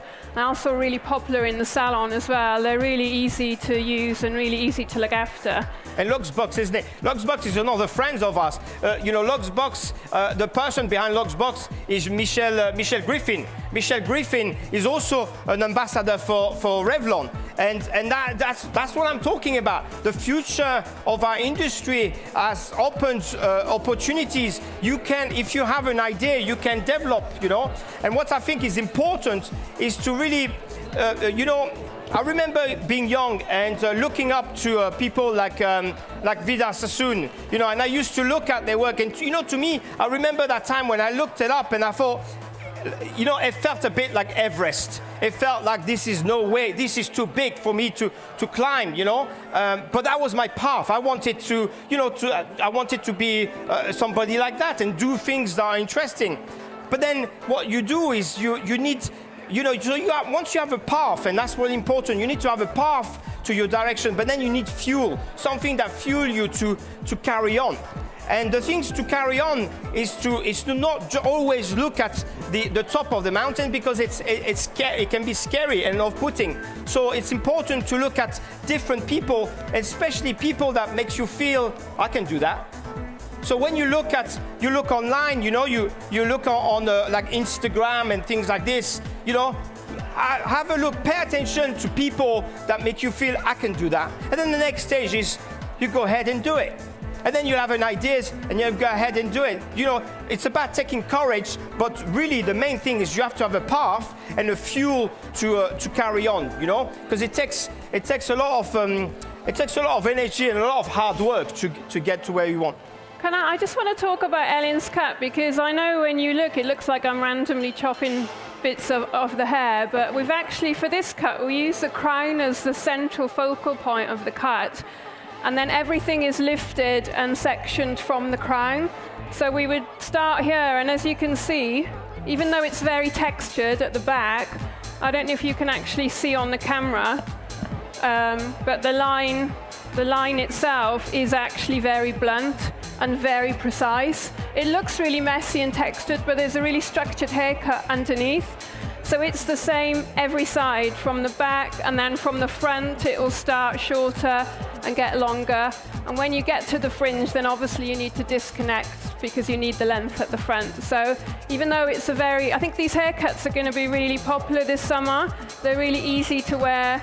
They're suitable on most, if you've got fine hair or slightly thicker hair, you could still wear this style. And I think the whole look this year, will colour and style, is going to be a little dishevelled and just a lot looser and free than it has been in the last few years. And have you noticed how she's been point cutting? Point cutting becomes very natural. It's very ergonomic. You work, and that's the way you work it. And then you can switch, and then you want to refine a line, you go in, and you be precise, and then you switch to an inverted grip. So switching your grip is the way forward. Okay, we're going to wrap up. We're coming on to the end of our presentation. I hope you enjoyed it. Please remember, is choose your path, work on it, and have something that makes you keep on going, that fuel your passion. Yeah. I'm Thank just you very finishing much. our Fellin's cap with a bit of clay. This is it's quite a stronghold clay, but it's really soft. So you want something that your client can move around, but you still want to create quite a lot of definition. And through the bottom, just some light spray. Nice. Just to feather out the longer pieces. If you're working with extensions, it's really important that they don't look too heavy and you keep them nice and light. So don't be afraid to chip into them and cut into them.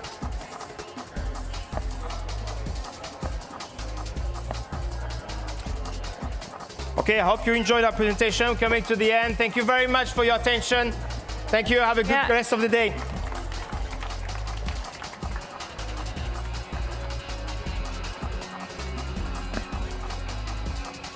In a minute.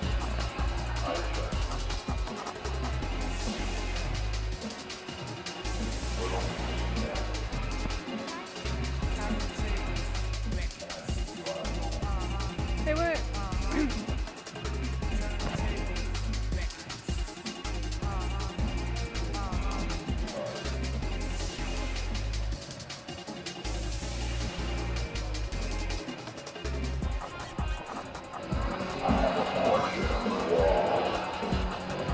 Right, we want to say goodbye. Kerry, thank you.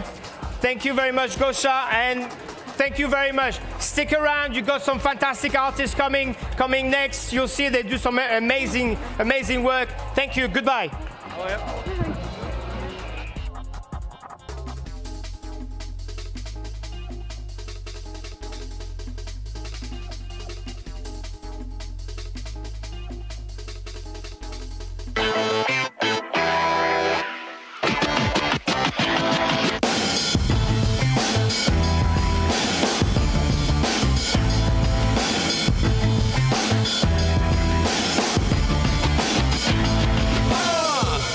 So, wow, what a fantastic day so far. Welcome to all our viewers live on Facebook and live online on our website. We got some great artists to still come up. But firstly, I'd like to introduce two wonderful northern people onto the live lounge. Firstly, ladies first, we have Kay Binnersley. And Kay has been a member of the fellowship for 4 weeks exactly. Yeah. And we have the current British Hairdresser of the Year, Robert Eaton. Thank you, yeah. Hi, everybody. So, Kay. Hi. You've been a member for four weeks. Tell me what those 4 weeks have been like. Oh, they've just been absolutely amazing. I've had so much support already from the fellowship. When I saw the post go out about coming here to help, I messaged straight away and said, I've not been with you long. I've got a bit of a story, a bit of a journey, and I just love to be part of this. And they said, come along and help. And it's just blown my mind. It's been such a weekend. I met so many wonderful people and spent so much time, and everybody's so friendly and encouraging and helpful. I would advise anybody who's wondering about joining, you'll not regret it, because it's just in 4 weeks where I've gone, it's just unreal. And why did you decide to? Where did that come from? Yeah, what was in your mindset? I've been in hairdressing since I was 13. Started just as a Saturday girl in a local town. The miners' strike was on. There was no job, and I begged the salon to let me go in, volunteer. I didn't want to be paid, but I had to be a hairdresser. And then I trained up to be a hairdresser. Did quite a few years freelancing till I could save up enough to buy my own shop, and I've been there 23 years. Some years since, in my early 40s, my husband lost his job and was in and out of work, and I had to keep the plates spinning. So I just went to work, did the hair, took the money, went home, and that's all right, but you lose yourself, you lose your creativity. I wasn't spending on education because I needed all my money.